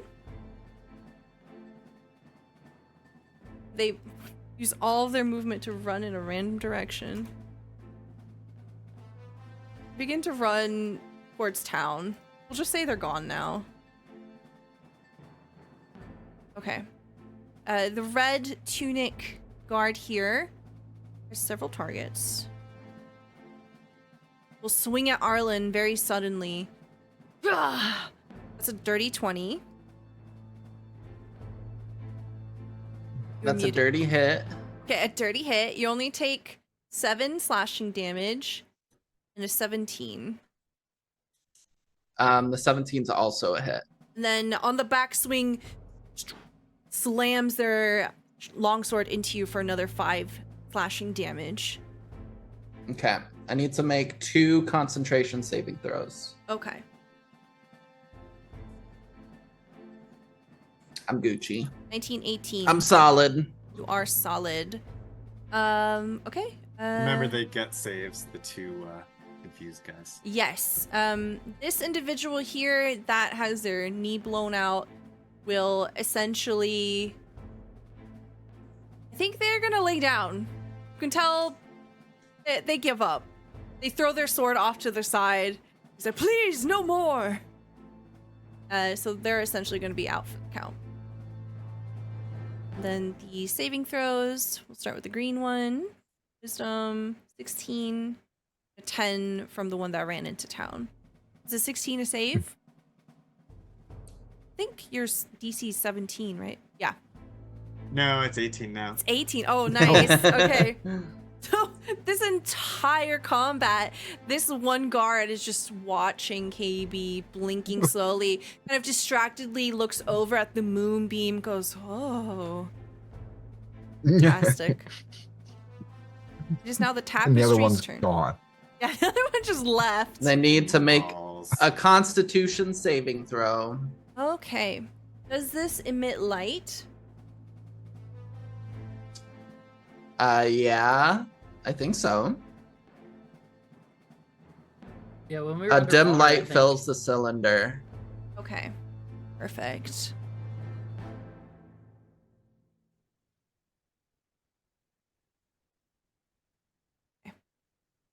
It will make a Constitution saving throw. Boop. 21. That's a pass. So it'll take half damage. Okay. So it takes 5 points of radiant damage, I think it is. Okay. Yeah, radiant. So you can see that this tapestry is quite agile and it begins to move out of the way of the moonbeam, but the moonbeam manages to sear some of it. And as it sears into part of the tapestry, you see it flare up violently, almost as if this creature has a particular vulnerability. It will actually take the full 11 damage. Ooh. And it recoils from the light, because I believe it's radiant, right?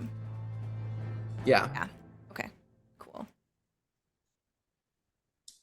For its turn, it will move.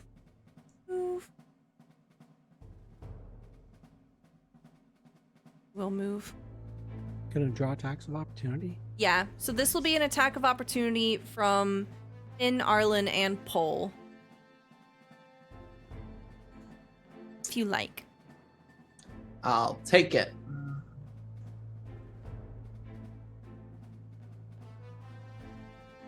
21, 25, 26, these are all hits. Go ahead and roll your damage, Pole.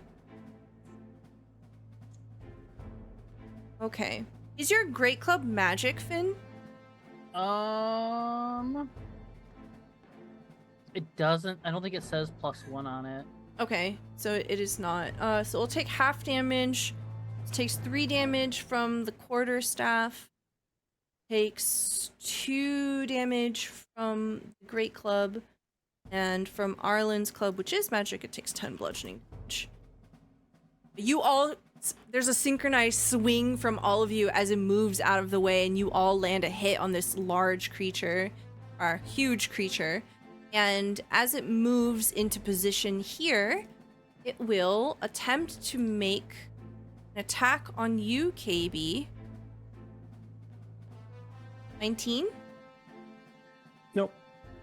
I'm class 23. 13. Nope. Feel the air chill around you as it tries to swing at you with these shadow-like blades that form in what could be hands made out of this tapestry as it tries to hit you, but you swerve out of the way. It leaves a cold air in its wake. You can get the sense that this is probably a pretty devastating blow if it lands. Finn, it is now your turn. I'm probably going to, since I saw the red one is the one that got the hits on Arlen, right? Yes. Okay, that's who I'm gonna aim for first. With my Great Club. Okay, Ooh, 24 is a hit. heck yeah. And then I'm gonna go ahead and monk the red one more time. Okay. 17 is a hit. Oh, it is? Okay. 6. Yep. Did you want to use your Horde Breaker? Get it for Oh, yeah, free. sure. Yeah, why not? Yeah. So that would swing around to the green one then, right?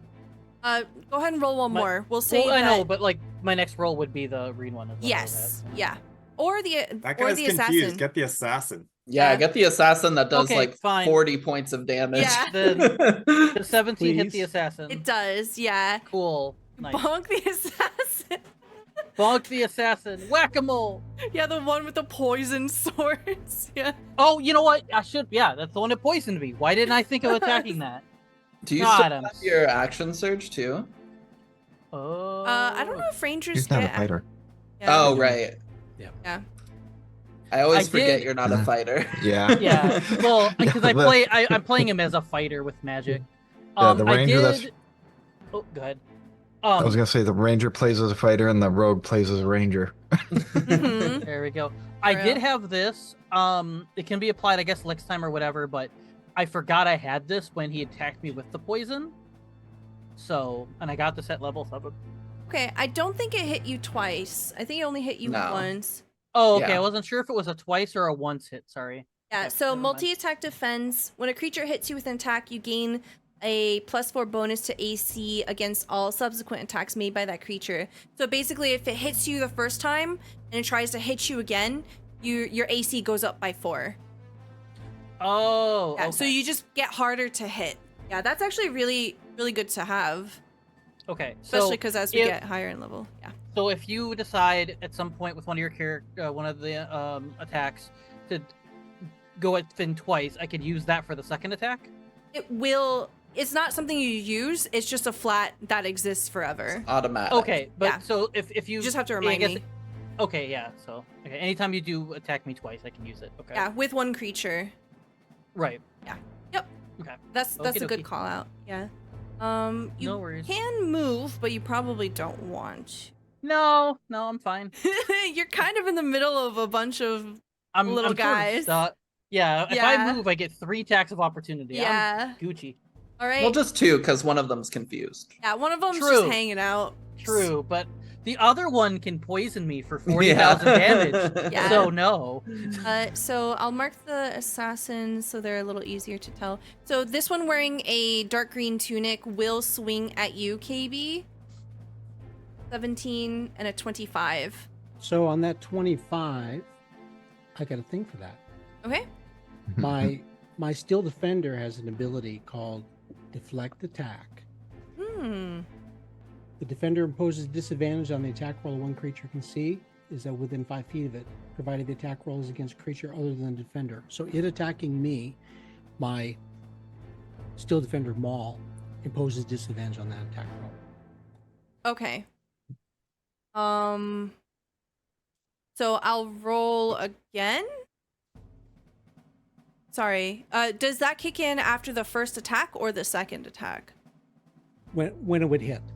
Oh, okay. So does it deflect that attack? It imposes disadvantage. Okay. I rolled 2 25s. Oh, okay. I guess no comment. Okay. Would you like me to? I can roll again. Unfortunate timing. Here. Wow, I Yes, rolled it- 2 25s again, so I Oh think my that God. actually hits no matter what. Roll 20 is Holy like, no. Chat, check their dice. They're cheating. They must be cheating. Who loaded this dice hopper? This is wild. There's got to be Right. something going on in the back end of roll 20. So I 'cause- think I need a con I saving think so. throw. yes, I that's got the a save. 20. Okay, so you And how take much damage did I take? 5 piercing, 13 poison. Ouch. Yeah, you see as the blade bounces off, it just very quickly, the assassin is just so dexterous that they still get that blow in. Okay. Better than attacking Paul. Yeah, absolutely. The one wearing a dark red tunic is going to try to hit you, Finn. I got you, Finn. 22. Yep. I got a thing for that. Okay. Oh, okay. Okay, the thing I've got for that is using my reaction. I use Oh, please do. I use a new class feature called Cloud Ruin. You can see why you were extremely excited for the level up. Right? Mhm. All right, can you tell me what that does? Because I have Yeah, no idea so- what the fuck that does. Yeah, so I'll paste it into chat. You can see that. So it does a couple things, but in addition, second paragraph, when you are a creature you can see within 30 feet of you is hit by an attack roll, you can use your reaction to invoke the ruin. So I touch the cloud ruin Mm-hmm. and it invokes the ruin, and choose a different creature within 30 feet of you other than the attacker. The chosen creature becomes the target of the attack. So the red dot assassin has now just attacked his red dot soldier instead of Finn. Okay, is hit by attack. Regardless of the range. Okay, perfect. All right, so the 22 will hit. So they do. They'll roll a saving throw here. Constitution saving throw. They fail. Take. You see this guard crumple as. Describe to me what this looks like. The assassin goes forward with a strike, but it's hits this other guy and takes them out. So there's a gust of air that kind of buffets Finn to the side a little bit, and the sword just goes right through the empty air and impales the guy. Collapses to the ground, dead, and the assassin doesn't stop. Uses their multi-attack to swing again. KayBee says, "Giants." Does an 18 hit you, Finn? I think Okay. so. Hold on. Well, 16. Yep, unfortunately. Okay. I only had one. No! Constitution saving throw, please. All right, Hang on, though. This guy just multi-attacked you. This was the second attack in a multi-attack. Oh, really? It's true. Yes. Armor Yes. class. So it So missed. it would miss. You're right. Yes. So describe. Let's to go, me- John. Let's go. Thank you, Let's John. I go. forgot it. I just brought it up. Yeah, I also instantly forgot it. So describe to me what this looks like, Finn. The first time we see you using the multi-attack defense here. So, I think that Finn kind of like feels the gust of wind, right? And he pushes it back. And I think what he does is he kind of goes off that momentum. The guy realizes I stabbed my own teammate. What the hell? He gets really angry and just kind of turns around to kind of stab me again. And I parry it with my great club, and I hit him in the back of the face with it. Not do any damage, but like just get him enough where I can basically right in the nose with the it's like if someone took the bottom of a baseball bat and just went boom to your nose, Onk. kind of that thing, just to kind of push him back to maybe where he was, like so he would be like right where I was standing, but he's back to where he was originally. Yeah, you hear a crunch as you hit him in the nose. Garen, it is now your turn. All right. Well, unfortunately, Garen's too far back here to get in range of Green Assassin, but he can reach Green Soldier, Hmm. and even though he might recognize the guy standing there slack-jawed, he's the only enemy within. Yeah, Vision. this guy just like turns his That guy's head friend. to look at you, and he's like, "Hey, man, do whatever you want. I'm not part of this, all right?" And he just like starts crawling away. If you'll let him. Yeah, The Garen. sword is on the Garen ground. He accepts does. surrenders. Yeah, he's like, I'm not part of this, man. Yeah. Garen's arrow is sticking out of his knee. The guy knows where that arrow came from, even if Yeah. he didn't see him. Mm-hmm.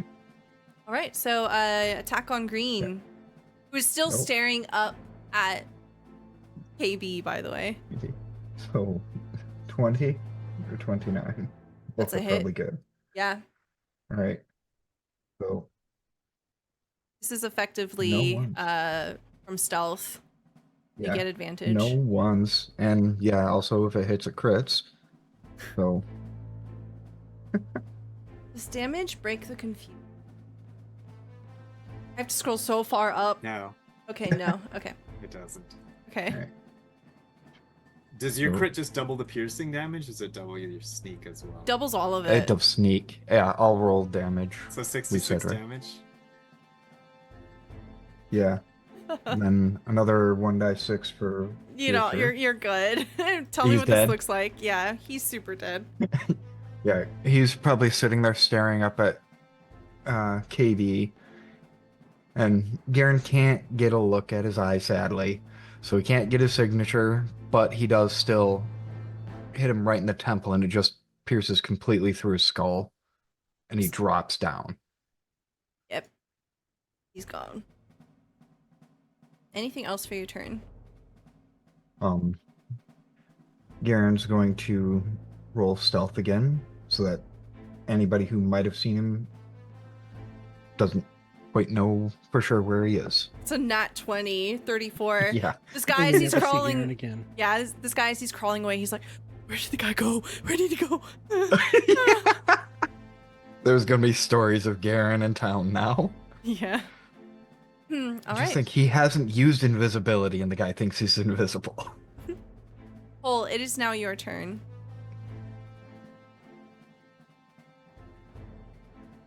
Paul will just look at this assassin, look him in the eye and say, "You're nothing, mate. You're a bug to me." And then I'm gonna polymorph him into a cockroach. Okay. Hey. because I don't need to concentrate on my confusion anymore. Mhm. Thanks to Garen. Very good. Wisdom saving throw. 17. He fails. You're a cockroach. Cockroach.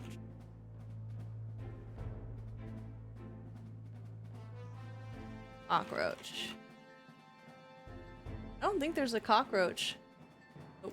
Alright, well, he's a bug Beetle. now. Oh, beetle. Right.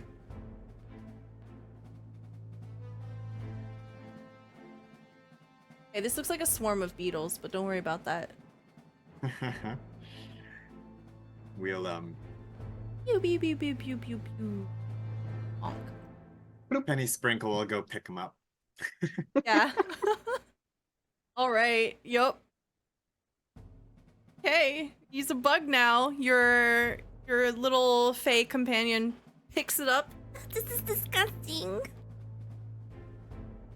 Anything else for you? That'll do. Sure. I will say that you are the first player to ever have a pacifist in one of my games, and you consistently like do such a good job of. It's Yeah. great. It's amazing. I love it so much. Thank you. It's very fun. Yeah. Arlen, it's your turn. All right. Now that I know this guy is susceptible to radiant damage, I'm gonna use Guiding Bolt at a 4th level, Ooh. and I'm gonna give myself a blessing just in case. Okay. Me. That's so funny. By the way, I gave everybody a blessing at the start. Oh, okay. Okay, so that's a 19. 19's a hit. And that is 20 points of radiant damage. Okay, it takes As a 40 golden light damage. begins surrounding this creature, that moonbeam causing it to also- shine brightly in the light. Does the moonbeam move also? It takes an action for me to do that. I Oh. thought this would be a tad more damage and a bit more useful because the creature's just going to move again. So it's illuminated. Yeah, it's Advantage. illuminated. The next attack is at advantage. As this bolt hits tapestry, you see that it literally just eliminates one of its arms, and the creature is wavering unsteadily. Seems to have been super effective. Do you want to move at all? No, I'm happy here. KayBee, it is now your turn. Yes. Time for the mall. At Let's advantage. go to the mall. That's a hit. So, I am I'm enlarged, but I'm no longer I'm not enlarged by the spell. I've got Giant Smite active, so I get that extra die 6. Okay.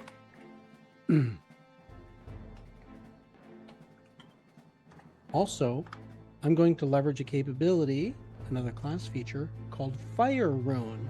Another one of the giant runes I've got painted on all my gear. Hmm. The Fire Rune. Let me paste that in chat so you can read it.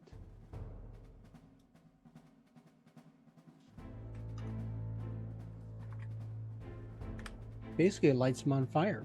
When you hit a creature Oh. with an attack using a weapon, you can invoke the rune to summon fiery shackles. The creature takes an extra 2d6 fire damage, and it must succeed on a strength saving throw or be restrained for 1 minute. While restrained by the shackles, the target takes 2d6 fire damage at the start of each of its turns, and then it can repeat the saving throw at the end of each of its turns, banishing the shackles. So, additional 2d6 fire damage. So that's my first Jesus. attack. 11 fire and 21 bludgeoning. Tell me what this looks like. Oh, sweet.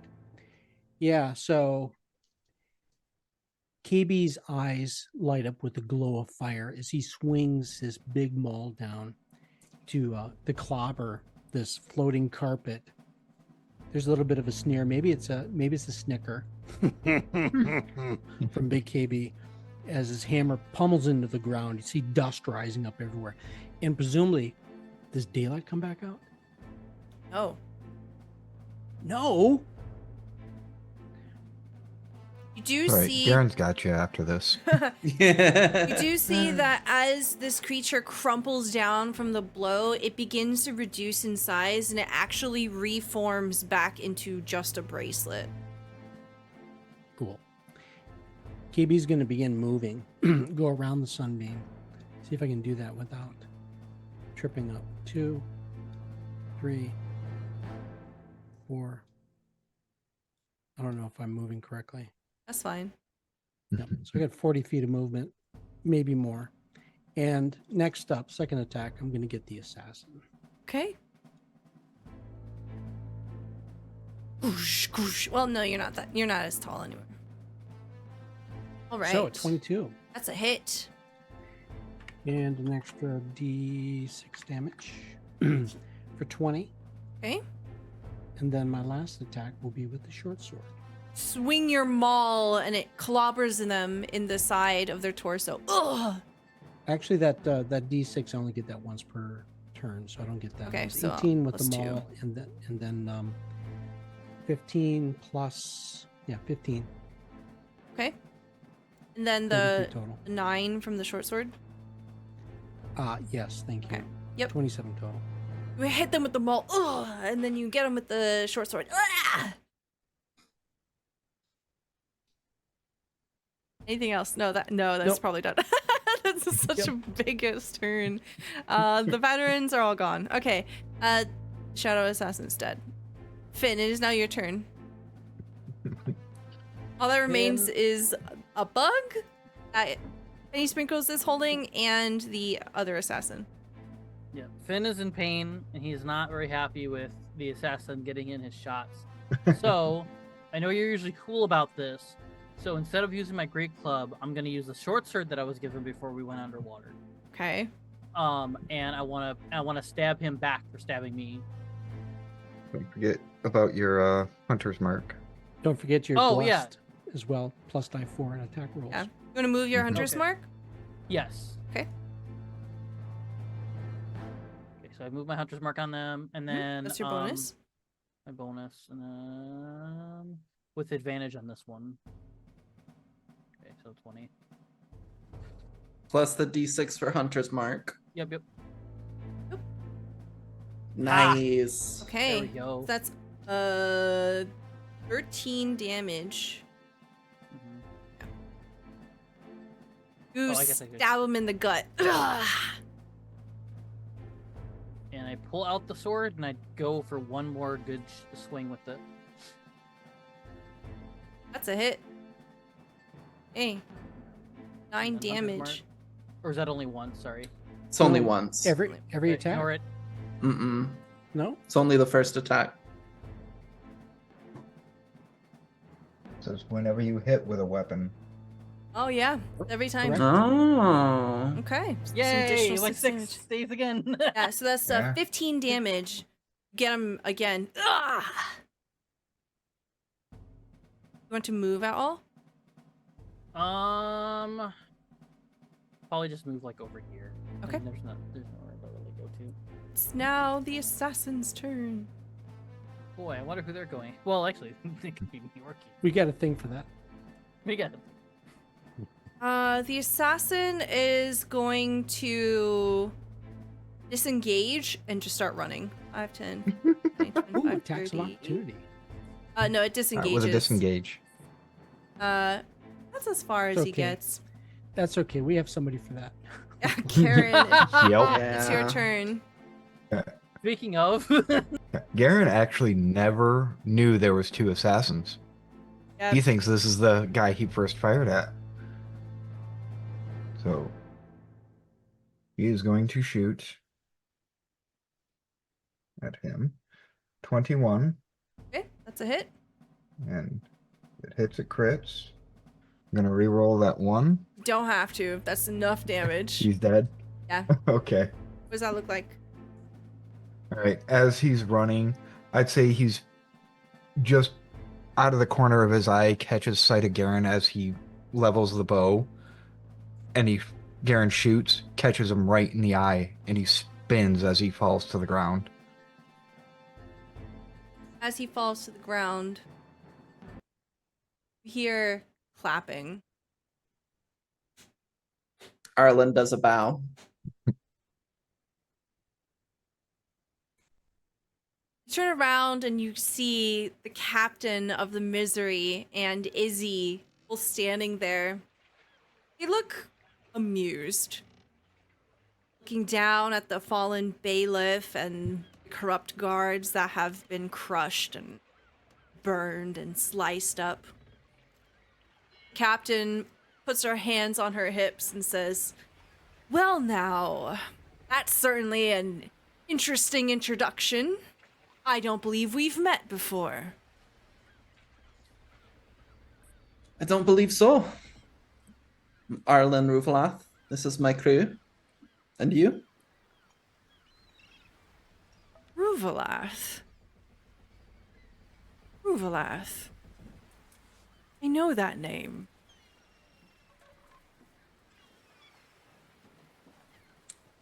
They lean forward, and this woman is a mountain of a woman. She is almost close to 7.5 feet tall.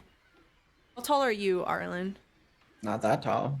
Like 5'6" maybe. Yeah, she's like essentially looking down over you, but it's not in an like domineering way. It's in a very curious, I'm gonna get a closer look kind of way. She gets very up close and personal. "I think I know your mother." Oh. That's... You don't hear that every day. But you still haven't said your name. My apologies. I am Captain Christie. Christie the Cold. This is my ship. She gestures over to the Misery. Have I heard this name before? Since apparently she might know my mother. No, you have not. She's a very fine ship. What brings you to Askarn? Well, you know, business as usual. Just, she like thumbs her nose and looks over at her crew who has just been casually just unloading as this entire fight's been going on. They haven't stopped. And she looks down and she essentially like picks a booger and flings it over at the body of the bailiff. "Though it seems you've helped me with a bit of problem that I have had." Oh, was he giving you trouble as well? I wouldn't call it trouble, but, you know, a stubborn knot in the neck. Yeah, we just got here, and I have no idea what he was talking about. So, That's the way of it, isn't it? And as she's talking to you, you see Izzy has one hand on her hip, the other just kind of casually slung at her belt, hovering near her sword, and she has a very cool demeanor, very casual, very demure, and very mindful. very mindful. She's looking at all of you except Pole. She is specifically not looking at Pole and just trying to give off an air of presentation. Pole, you can roll an insight check at advantage.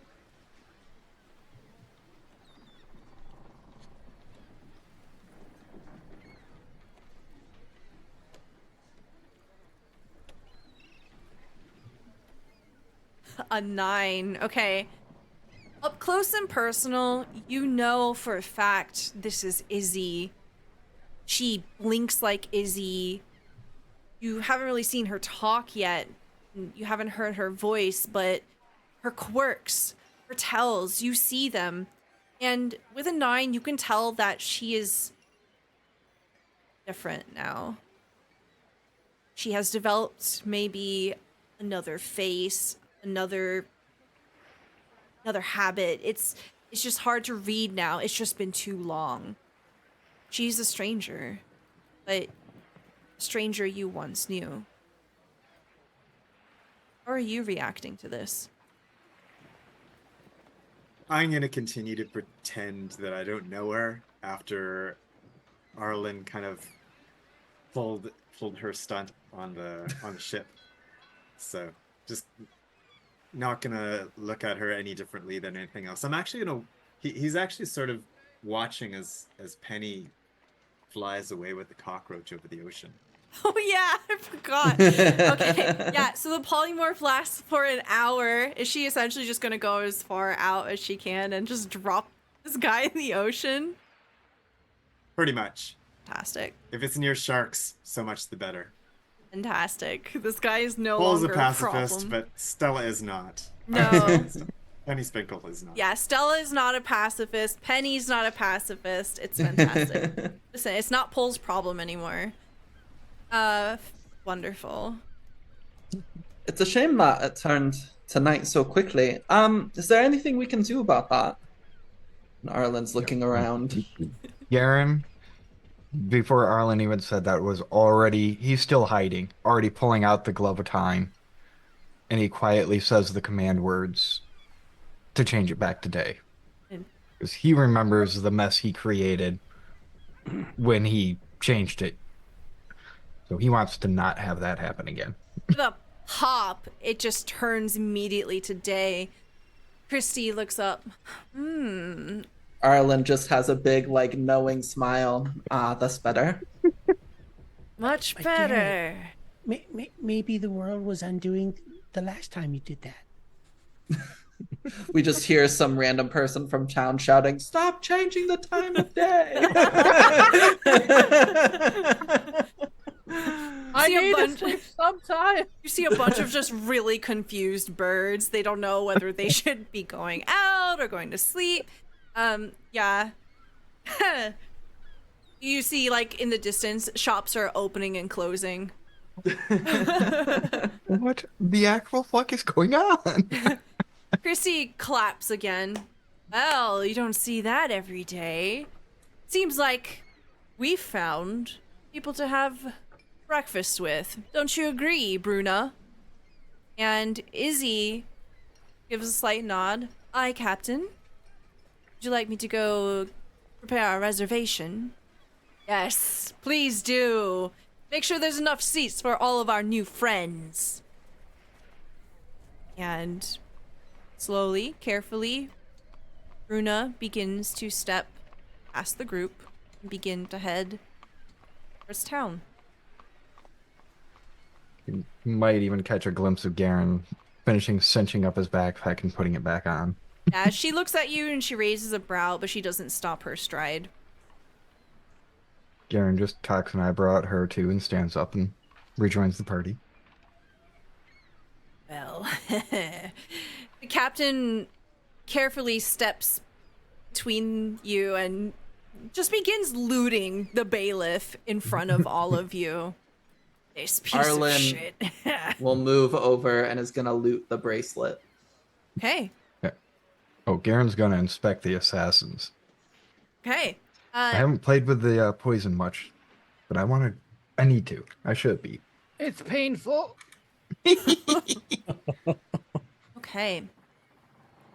You can add 1 vial of dockside poison to your inventory. Arlen, you can add one red bracelet to your inventory. As you pick it up, it feels cold to the touch. You can tell that it's magical. Other than that, in its current state, it just looks like a plain red string bracelet. Got it. Hey, say, Finn, Yeah, where's that? You okay, man? I'm feeling a little bit of the pain there. Here, My just side. put your elbow right here. You can lean on me, man. Okay. Do we still have any more things of healing? Those bottles of healing? We got some somewhere. Hey, where's the bailiff's office? We need to go Everybody's looting. We need to go get some coin. Oh, we could get stuff from there. He's not there anymore. That'd be great. Ah, I like your moxie. You pirates yourselves? oh, when you have a ship like one. I don't Nothing s- so official, I don't believe. Yeah, Especially not in an area where there are so many pirate lords. I wouldn't dare ascribe the name to myself. I Just see you don't. scallywags, really. Yeah. We kind of have our own code. I see. The scallywag code. The scallywag code. I see Oh, you're dear. not flying any colors. That's good. Oh, perhaps we can change that. Maybe after we get to know each other a little better. Breakfast does go a long way. Who knows what kinds of conversations will happen? Well, with bailiffs like these, they'll soon be replaced.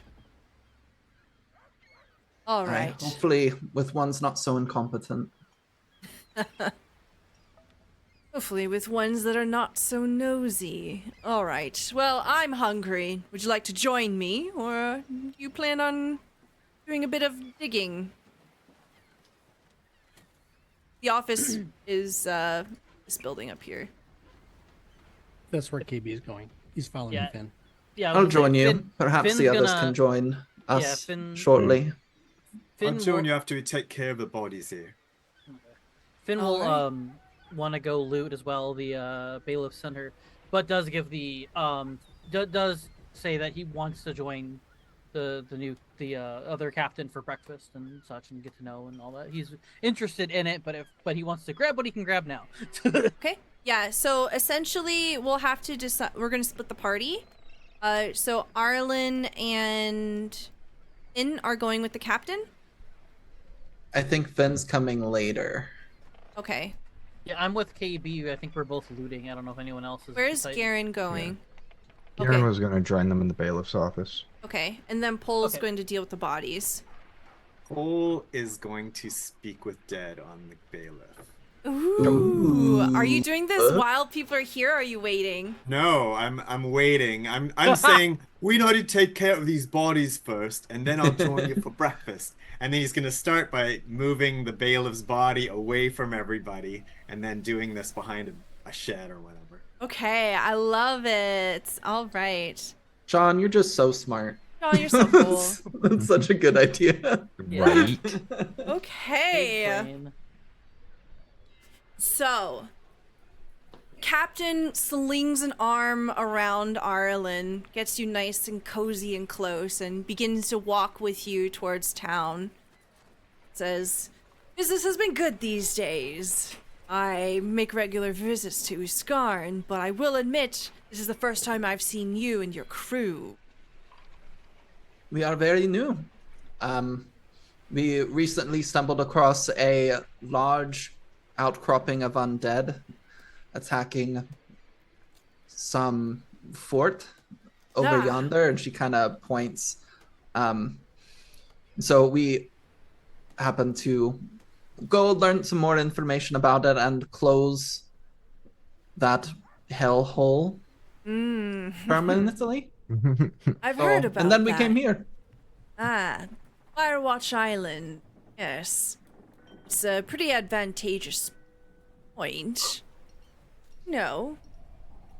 Oh, the bailiff's not around. You might be able to get your hands on the deed if you want to set up shop there. It's out of my territory, so I don't quite mind, as long as, you know, you don't disrupt anyone flying my colors coming into Skarn. I wouldn't dream of it. That's what I like to hear. Well, tell me more about this undead. And essentially, she will start some small talk with you as she's walking into town.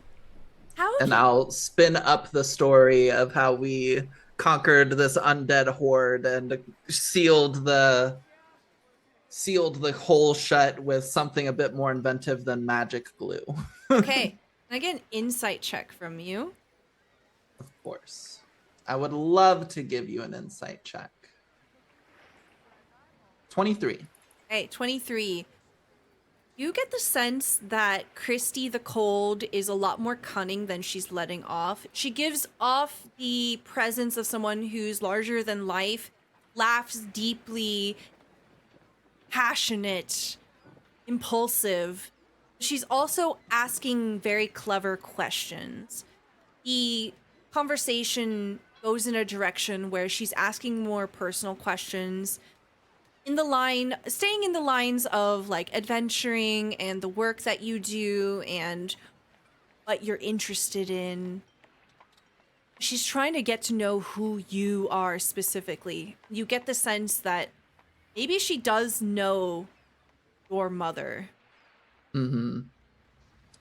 I think Arlen is going to be very careful with Captain Christie to not claim any of her parents' deeds as her own right now. Okay.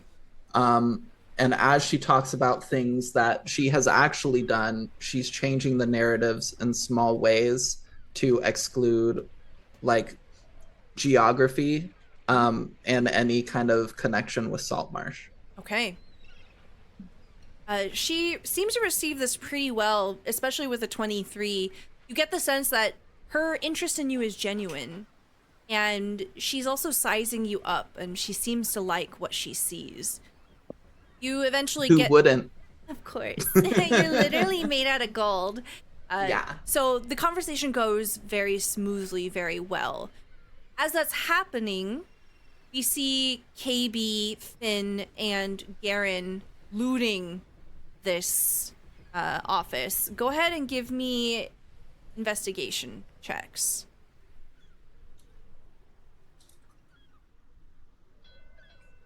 21 from Finn and KayBee, and we'll wait for Garen to get back. But the two of you, what are you trying to look for?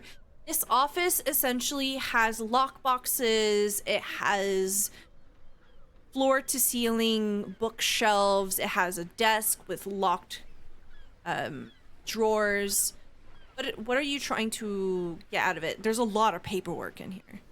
Hey, Finn, you Yeah. get all the loot you can. I'm gonna get intelligence. Oh, okay, that's fine. So much Um, paperwork. I think Finn's gonna concentrate first on getting at least a couple of healing spells or healing bottles of healing, because that's what started this whole damn thing. So he'll be happy to steal some of those, and then whatever else he can find, I guess, if it be random gold or items that are in here that he can take.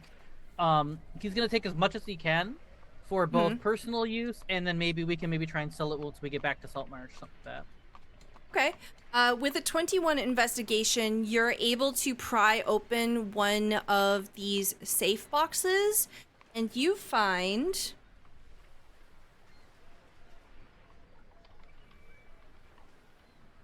$944 silver.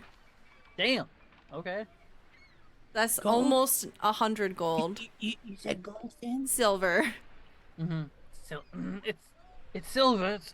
It's almost 100 gold worth of silver. You said 100, right? I'm sorry. Yeah, it's basically 100 gold.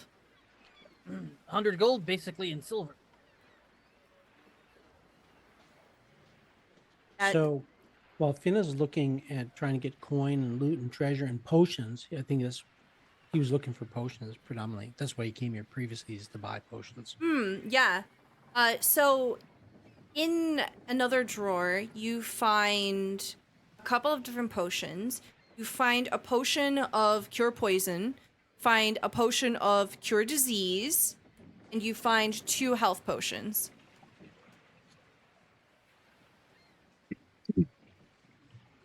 Oh, are we looting the bailiff's office right now? Yes. Yep. Can I get an investigation check from you? Yes. So KayBee is looking for intelligence. Finn is looking for potions and such. Yeah. Um, And yeah, I'm Garen is casting- looking for any potions, including other poisons. Okay. Yeah. So you're Anything kind of like that. picking through things with Finn. You see that there are 2 health potions, 1 cure poison potions, and 1 disease potion, but no actual poison. So KB's going to cast Detect Magic. If there's anything magic in the space, he wants to reveal it. Also, all the paperwork that's here, probably the thing that interests KB most is to understand the criminal network and their contacts, where they're moving merchandise, that kind of thing. I assume that's part of what they're doing here. Could be smuggling, could just be, it's that side of their business and their power. And trying to understand, even as piecing together bits and ledgers, etc., trying to understand how they operate, and even to the point of revealing their business or something that we as a group might be able to pursue or even exploit. Okay, so you find a ledger, right? And you are flipping through the pages, you're comparing other notes and other letters that are stashed in the desk. You find a couple of different things that catch your attention. First thing, you catch a name that you very recently came across, Morley Toby, which is the name of the dwarf that was rescued from the Hermitage. Morley owes a lot of money. He owes like 2,000 gold pieces. Doesn't necessarily say why on the ledger, but Morley is in deep trouble. And who does he owe the money to? Is there a Doesn't group, a say. gang? Okay. Yeah, it just shows a 2,000 gold debt. KayBee saying any of this out loud or talking about it out loud? Yeah, if it's just us here, yeah, I'm gonna verbalize everything I see. Well, wait, hold on. She's in Saltmarsh. They wouldn't have records from Saltmarsh in here, would they? No. Because I was thinking of our Goliath, right? She was Goliath? Janor? The one that also had debt. I was thinking of the other one that also had debt. The girl. I think that's a different campaign. I think that's Saltmarsh. We are in Saltmarsh. Sorry, Frost Maiden. Oh, I'm sorry. It's okay. No, you're good. That's the first time I've ever done that. Never mind. No, you're good. You're good. Finn's feeling the poison. She's one of the Goliaths of the two clans. Yeah. No. Oh, never mind. Finn's just feeling the poison. He's talking nonsense. You don't know who he's talking about. He's seeing into some sort of like other dimension. Yeah, I know. That's so funny. God damn it. Yeah, I was. Yeah. Okay, so Morley's name's the first thing. The second thing that you notice is there's repeated mention of who's this guy? Griff Talson. Griff Talson is marked down as a fine cloth and dry goods merchant, but comes up in a very suspicious pattern. You get the sense that they are a smuggler.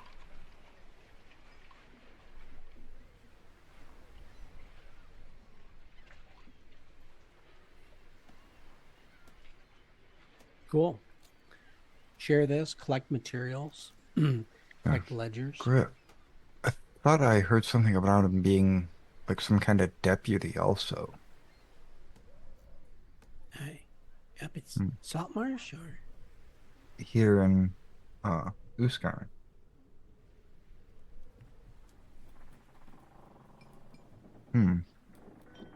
Literally, in people we've met, he's recorded as Dick Deputy. That's it. Last thing that you discover is there is someone by the name of Merrick. And Merrick has been paid a handsome amount pretty regularly. There is a very suspicious trail of information here.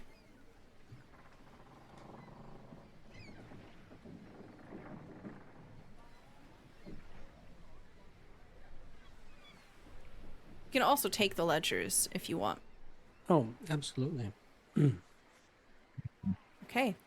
Stuffing backpacks with info. Yeah. With that 21 investigation, you also find a couple of deeds. You see that there is a deed for Firewatch Island. It is currently owned by the Church of Procan. You know they're all dead. Well, most of them. There's only 3 survivors. And then there are a couple of houses that are like close to defaulting, marked with debt. We'll make this office move-in ready. We'll clear everything out. Take those 2. Okay. Meanwhile, as this is happening,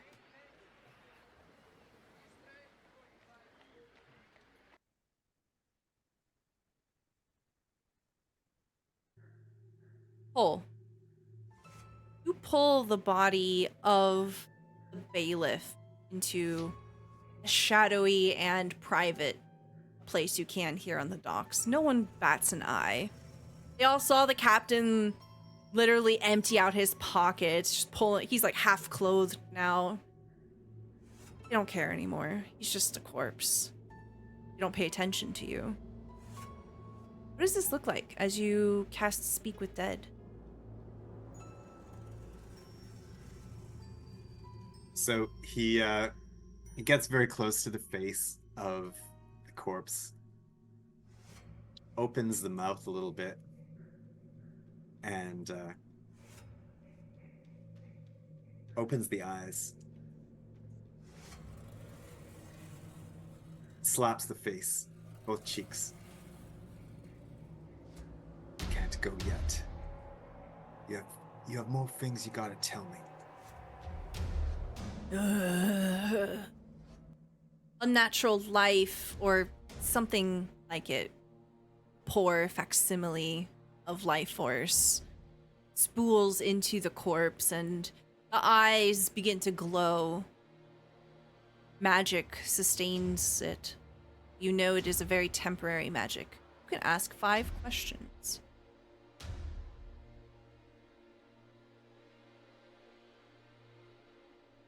The eye that you wanted. How can I destroy it?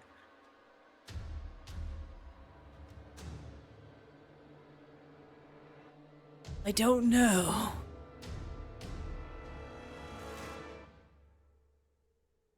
Where did you get the eye? A brotherhood.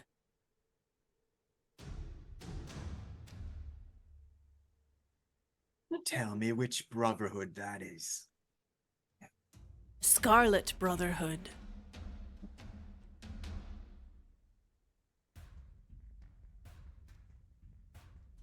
And where can I find your contact in the Scarlet Brotherhood? Merrick.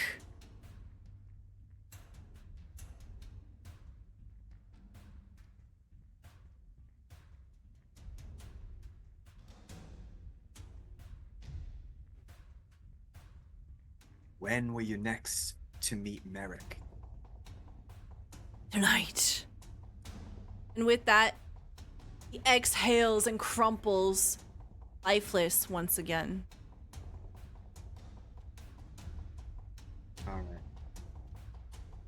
And then I will proceed to bury the guy. Okay. Go on to do the laborious task of disposing the dead.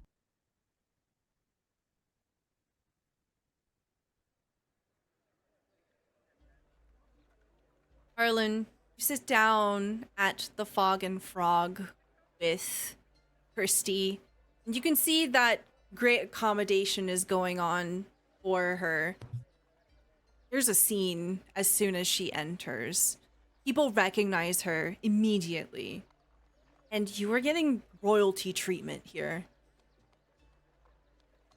No one has ever, from your travels so far, exuded such a presence, demanded such an influence, so casually. She sits down and she puts her muddy boots up onto table. No one bats an eye. She holds up a hand and someone puts a mug in it, and she begins to drink. She drinks and she drinks and she drinks. It's all gone when she slams it down. Arlen pulls out her alchemy jug and conjures 4 gallons of beer and starts drinking that. Ooh, what's that? I don't think I've had that before. Oh, it's my own brew. Would you like to try some? Please. And she takes up the empty I take mug. the giant jug and just kind of...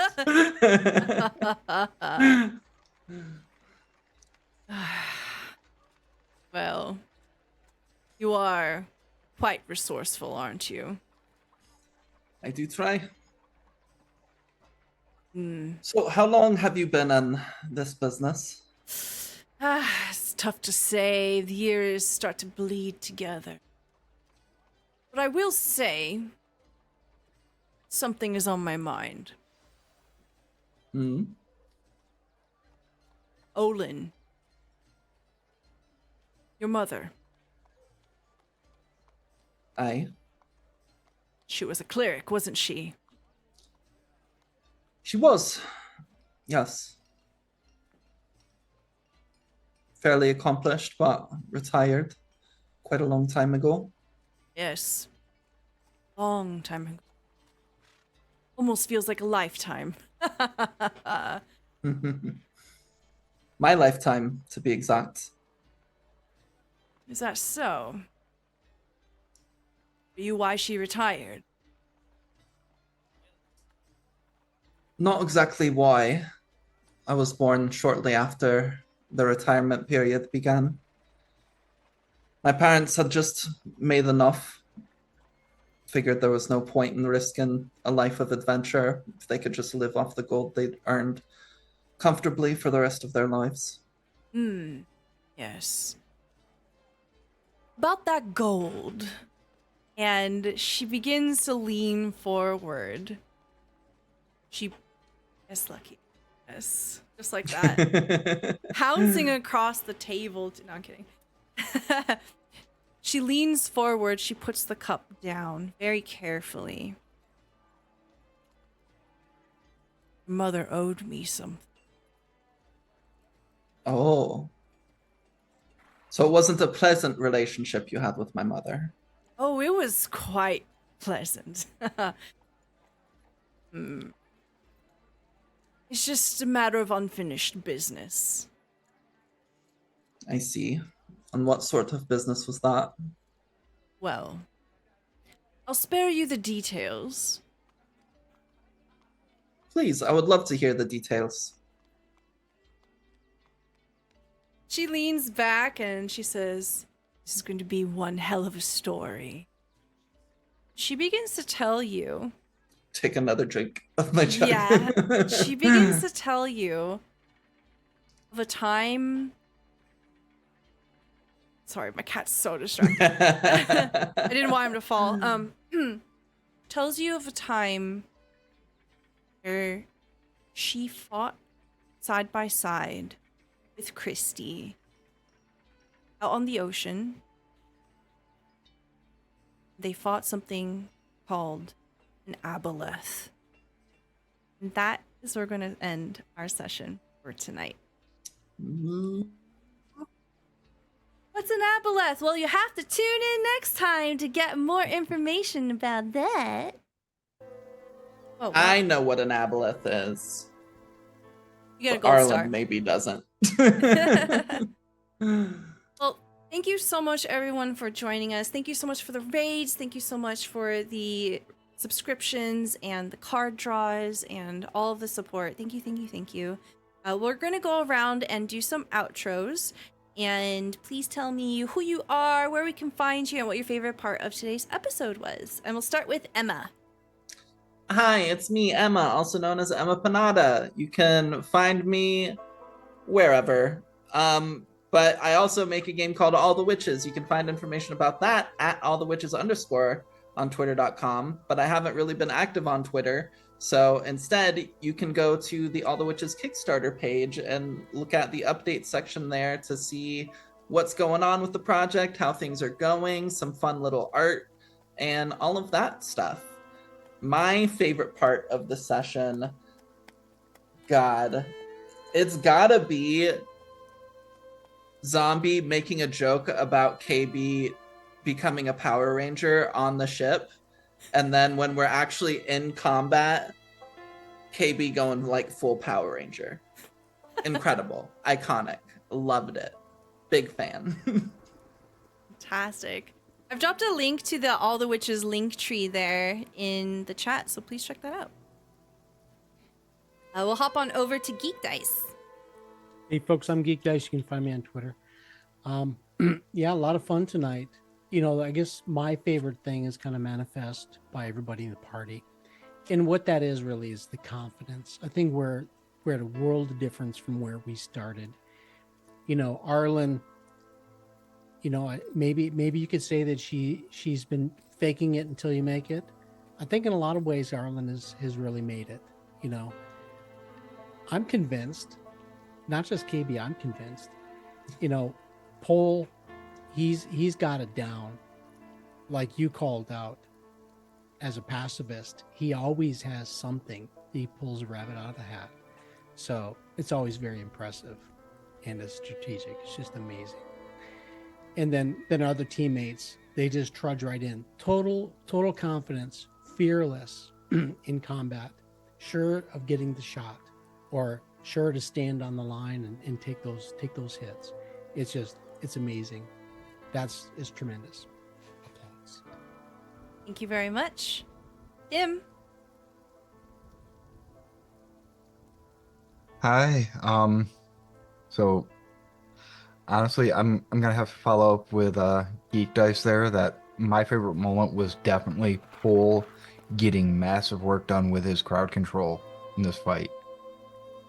You know, that confusion took two people completely out of it, and then as soon as confusion was no longer needed, just polymorphs another one. Like, no, you're just done now. You know, Pole gets a lot of work done and does it while maintaining the pacifist. That's awesome. I love it. Thank you very much. Hop on over to John. Hey, I'm John. I go by Endicris on the web, and you can find me just about anywhere under that name. Or you can come to Vancouver and find me in person.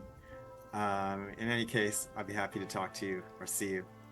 But here I play Pole of Ammonfort, who's warlock of the patron hero deity Heward, and because of that, he's a pacifist. And yeah, he's got some powers now that actually make things a lot easier for us, and that's very fun.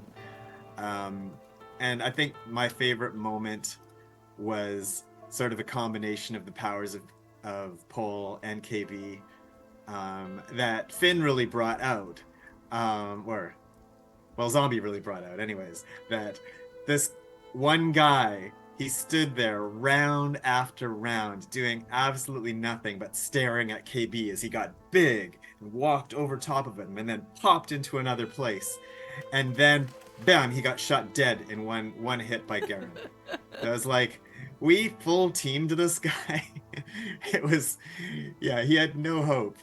And yeah, that was just a hilarious thing. And yeah, the moments are getting, now that we're leveling up like this, we're getting like just really surreal, bizarre things happening in the group that you don't necessarily see in every other D&D stream, which I think makes us unique and fun. Thank you very much. So sweet. Hop on over to Zombie. Hello, I'm Jacob. I'm Zombie MZ, or the names that call me. I'm the lore keeper and Captain Z of the Good Ship Clip. I probably do too many clips, so that's your own discretion. Nailed that time. Today I have been playing Finn Carson, who is a ranger researcher.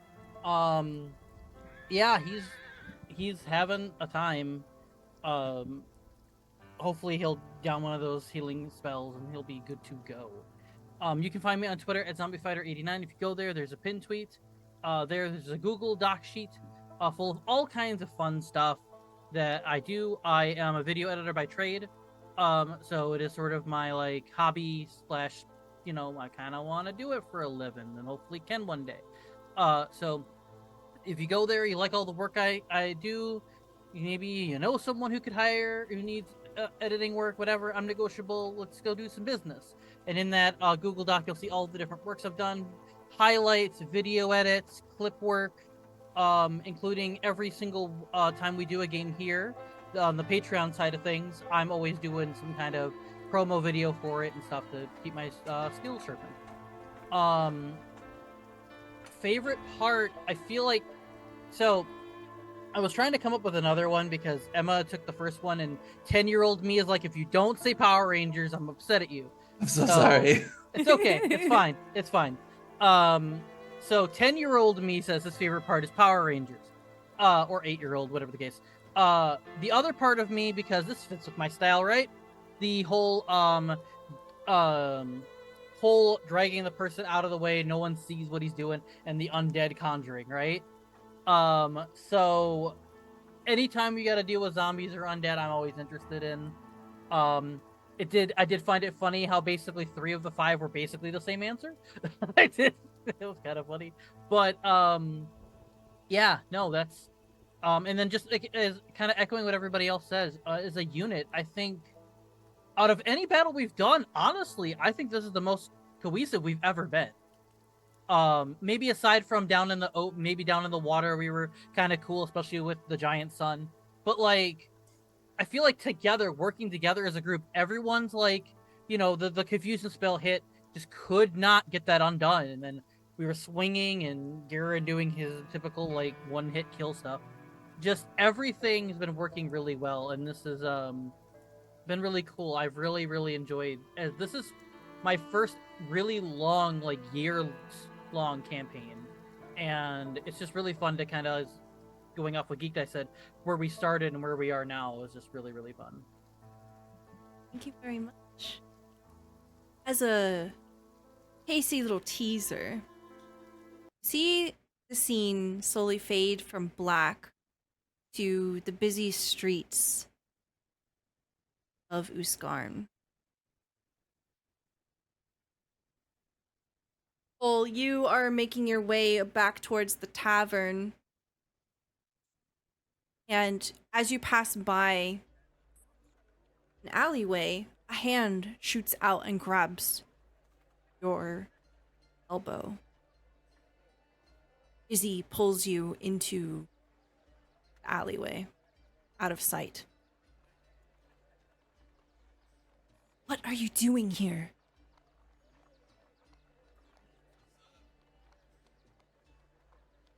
That's the same as you. I'm glad to know you're alive. What kind of trouble are you in? Me, I'm not in no trouble. I'm doing the better than I ever have. I'm on an adventure with my friends. We got a ship. Looks like you're doing all right, you? Friends? Yeah. Those are your friends. I'm making new friends. Haven't seen you for a long time. How are you doing? See that sort of flare in her kind of smother out. She looks guilty. She has pain in her eyes. I'm all right. I'm really sorry. I wish I could have said goodbye to you. That was all. I don't know what happened that night. You had... This Rummy said that you had gotten into a carriage with some rich folks. I didn't know if you knew them or if they were taking you. All I know is I never saw you again. Glad I saw you again. Just... there was no good way to do it, you know? And I think a part of me thought that if I told you, you would talk me out of it. Talk you out of what? Leaving all of them behind. I would never want to make you stay where you weren't happy. You know that, right? You... I didn't want any of us to be living there on the streets. I'm glad you got out. I'm glad I got out. I'm sad some people didn't. Yeah. And she looks down at her feet, and her hands are tapping on that gold-crusted scabbard on her hip. She looks like she's doing well. She doesn't have as many rings as the captain does. She has a few. She's better dressed than you are. Most people are. Well, you want to catch up at the pub? It might be kind of Yeah. difficult. I go by a different name now. Yeah, saw that. So, that's fine. You can keep in touch other ways if you want.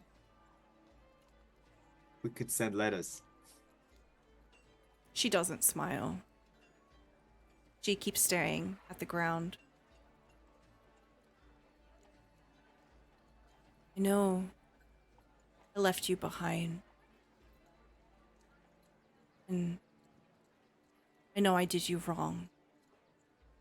No, you didn't.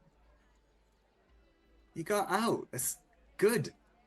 It's the best thing I could hope for you. I just didn't know, that's all. And now that I know, I'm happy for you. She looks up. Don't feel bad about it. It's fine. When her eyes meet yours, her eyes are full of tears. Oh, I didn't get out. No? What do you mean? And that's where we're going to end that scene for tonight. Ooh. Thank you so much for being here, everyone. Really, really appreciate it. We will be back in 2 weeks. So please join us at 8 p.m. Eastern Time on the 11th. And we will see what happens with Secrets of Saltmarsh. Have a good night, everyone. Bye!